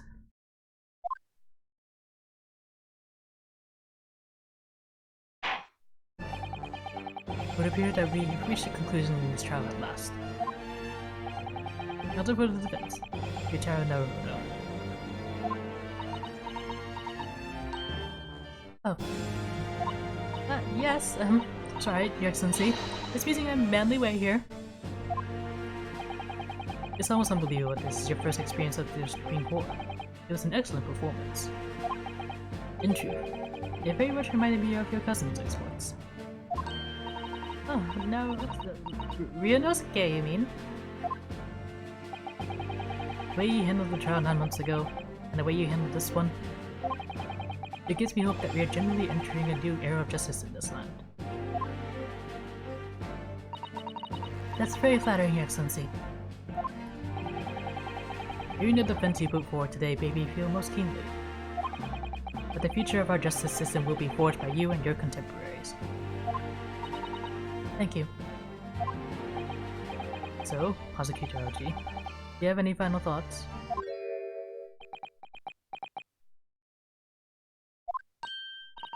Hazuki-Taroji? Hi. Takasuchi of the Aochi clan.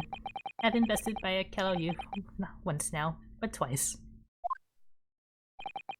If there was any shred of my former self left, this Witherden died here today.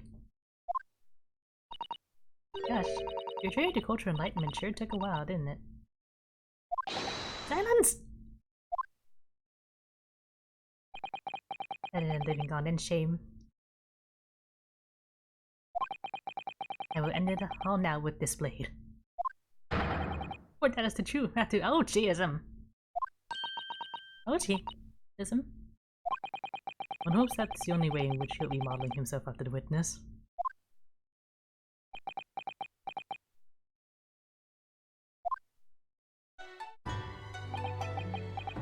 Speak of my top knot. The time is right for farewell. Hope this lasts forever. Takasuchi.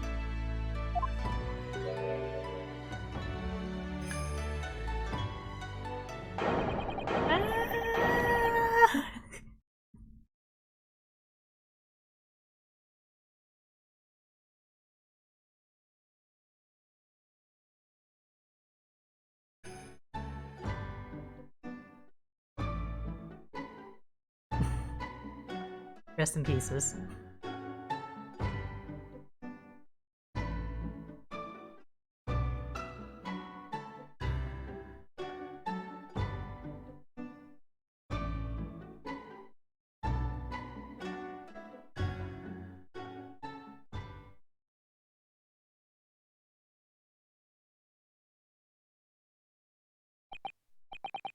No. In regard to the defendant, Raymond Botany-san. Yes, Your Excellency? I have reached my final verdict. I hereby find you not guilty.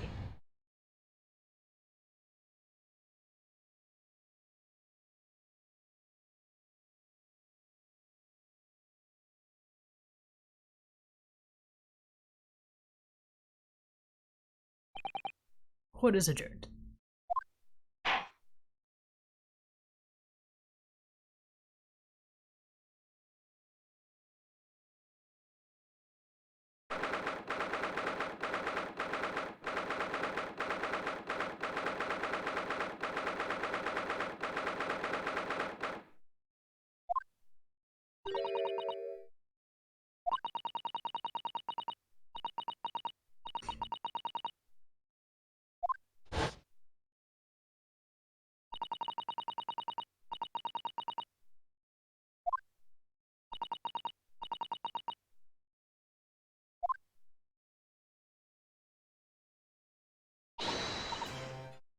Susato, Susato!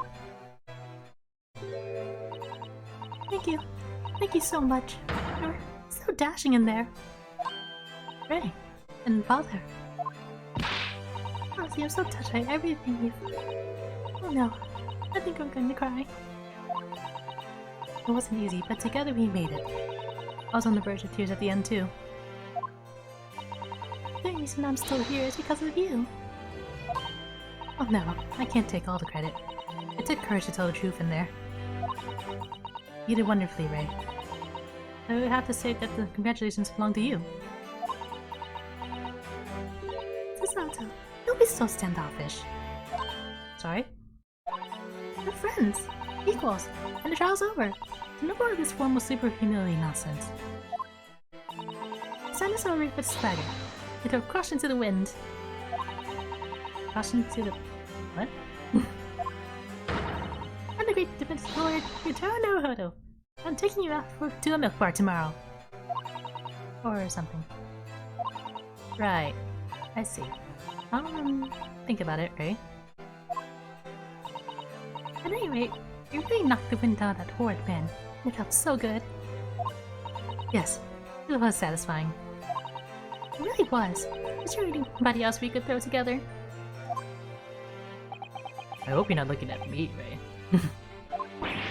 Oh, my goodness, no, of course not. Of course not!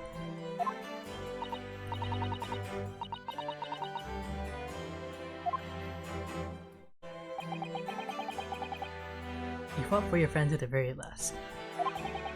As your father, I'm extremely proud of you. Defense Attorney Ryutaro Naruhodo. Thank you. But I couldn't have done it without your help. Anyway, it's time to bid farewell to Ryutaro, I think. I shall miss him in a way, but it's back to Susato Mikotoba for now. So, I'll never see him again then? What a terrible shame. Uh-oh. Oh shoot, they're still here. What is happening? Osaki-san and Instructor Hosonaga, I do hope you've been keeping well? Is that really you? Yes, I had to change my appearance for, well, obvious reasons, I hope, but it's me. Susato Mikotoba.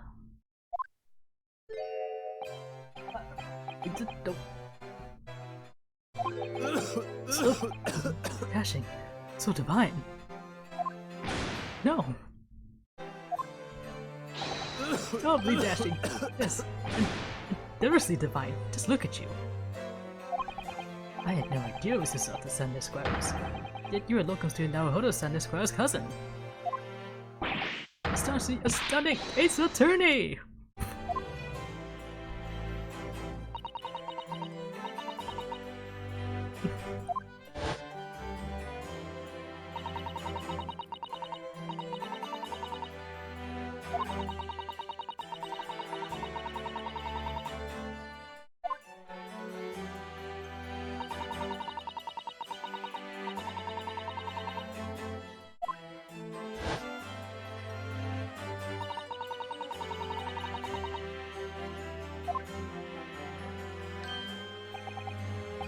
Stunned. That's a truly impressive disguise. Even I had no idea, and I'm a chief inspector at the police bureau. Who came up with Mr. Turtle no less? I'm not sure you should be admitting to that, Inspector. Amazing. You're a woman of many faces, I see.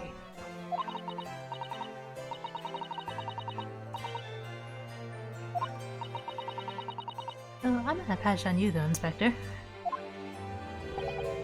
Well, I am a professional, of course. You should see a professional about that blood in your mouth.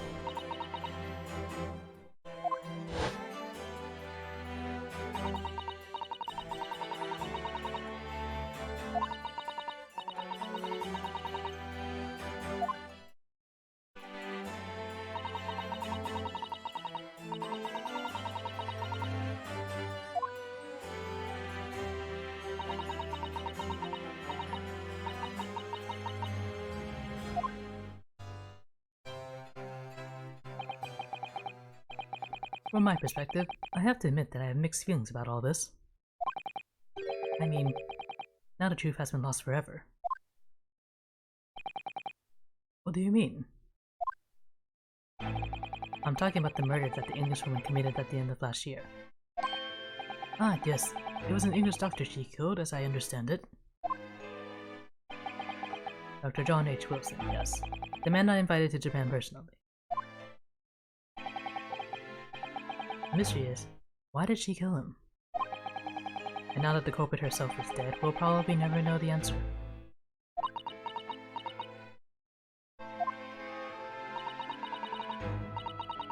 On the voyage to Great Britain, we had a most unexpected encounter. With Mr. Herlock Sholmes, the great detective, I mean. Yes, I remember Mr. Sholmes well, of course. Ah, my arch-nemesis. How lightly you utter his name. Well, according to the stories published about him in The Adventures of Herlock Sholmes, the detective once had a partner who helped him solve crimes. Best friend. And that man was an exceptional doctor of medicine by the name of John H. Wilson. What? Dr. Wilson? I just can't believe that it's a coincidence. I think that the English doctor of medicine killed here in Japan 9 months ago must have been the friend and partner Mr. Sholmes.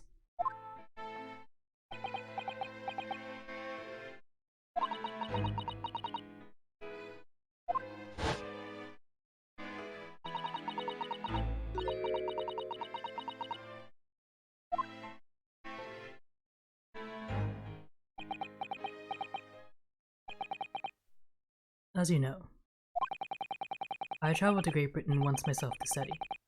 It was around the time you were born. Yes, grandmother told me about it. On returning to Japan, I took up my professorship at the Imperial Yumi University. But I also serve another role, as an advisor to the government on diplomatic affairs. Yes, I was aware of that as well. In that case, I'm sure you understand that there are some confidential matters I cannot divulge to you. Could you just tell me one thing? Why did you send me back to Japan? It's been 2 months now since I returned. When I left England, it was because an urgent telegram had arrived from Japan. It said that you collapsed with a high fever and you were growing weaker by the day. What? Where did that news come from? That's what I'd like to know, because after that long sea voyage, I found you in fine health, Father.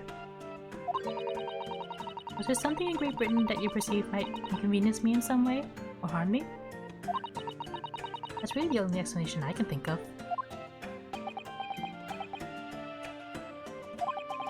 Dear me, do you reserve your most cutting glares for your father, Susato? I'm sorry, my dear. I simply can't.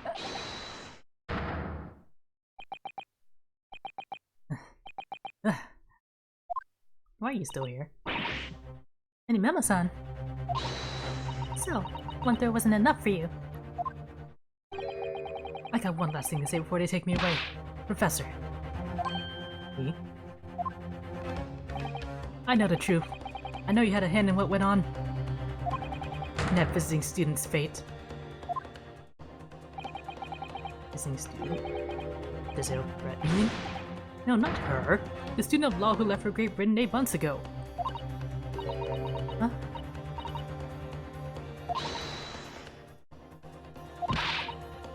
What are you talking about? What's any of this has to do with Kazuma-sama? Nobody here in Japan knows anything about it. You don't know that the guy who never made it to England, that he died on that steamship. And that he'll never. Oh shoot. Well, I didn't expect to find him in here. What were you officers playing at? Deadly sorry, Your Excellency. Dang, Judge. I was going to tell you that the rickshaw has a drive engine, and it's a good job I came by. Yes, thank you for doing it. And I'll be there shortly. Oh, Your Excellency. The trial's over. I'm not your excellency anymore. I'm only your father's friend, Daishiro Jikoku. And may I say that since I saw you last, you seem to have taken on a more dashing appearance. To Sato. Did you know all along? From the start of the trial? A drug sees everything, Sato. I couldn't let you take the risk. If Seishiro who hadn't known, then he recognized you. So I had a word with him his ear beforehand, as an old friend. So, Seishiro, shall we? Yes. Having ruled on that case, we now have various diplomatic issues to address. Where you go, father? Sorry, my dear. We should have to return to our earlier conversation at a later date. But well done again, both of you. You did admirably. Oh, thank you very much. What did you think of my Seishiro sling, eh? It's been a while since I sent a man flying like that.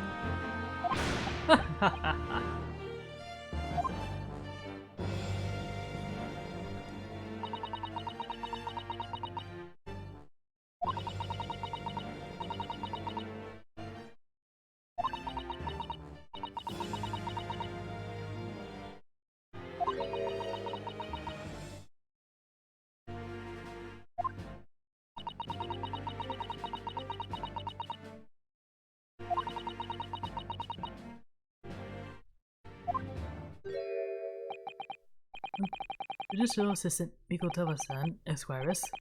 Could I have a word? Oh, yes, of course, Sasaki-san. What is it? I think perhaps it could be fate that we're meeting again like this now. You see, there's something I need to tell you. Oh? I believe that it may be related to the reason why your father summoned you back from England. Please. Hey, Sasaki-san, tell me at once. I will! I will!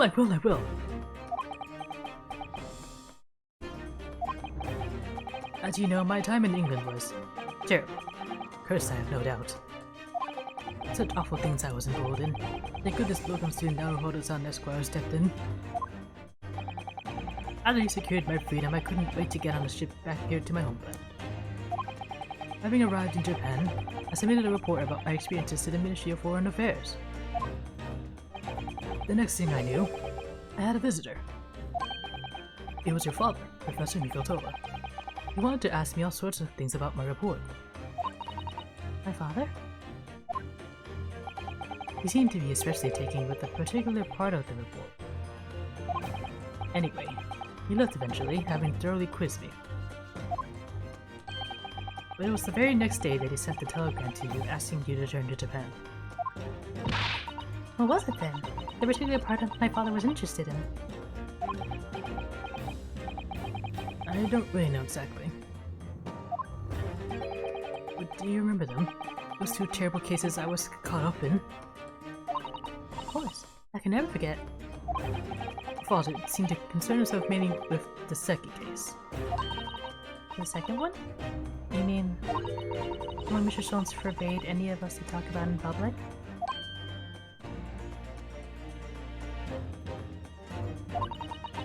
Which is why the only case involving you that any member of the public is aware of is the first. Well, I don't care. I don't have to listen to what that dastardly detective says.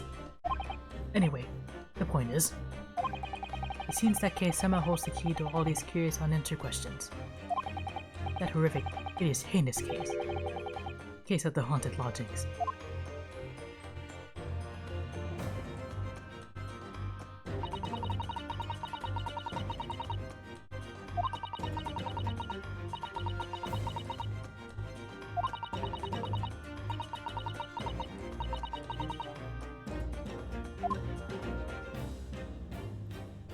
Looks like we're going in some mixed chronological order here.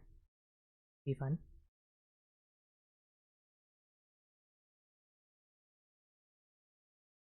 So, the mystery of that English woman's death is solved, thank goodness. And having stood in the Supreme Court now, I think I can comprehend a little better. How you must be feeling as you fight for people's freedom in a foreign land, Naruhodo-san.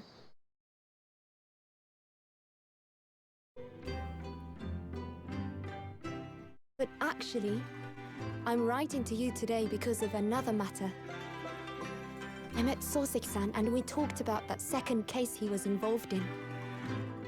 Father has said nothing to me, but I feel certain of it. That case holds the key to some great unsolved mystery. My notes on the case should still be in the office, tucked away at the back of the shelves on the left. Perhaps you might like to look over them again. Today, for the first time this year, it feels as though summer has arrived. The sky is a brilliant blue. It makes me long to see you again. Yours, Susato.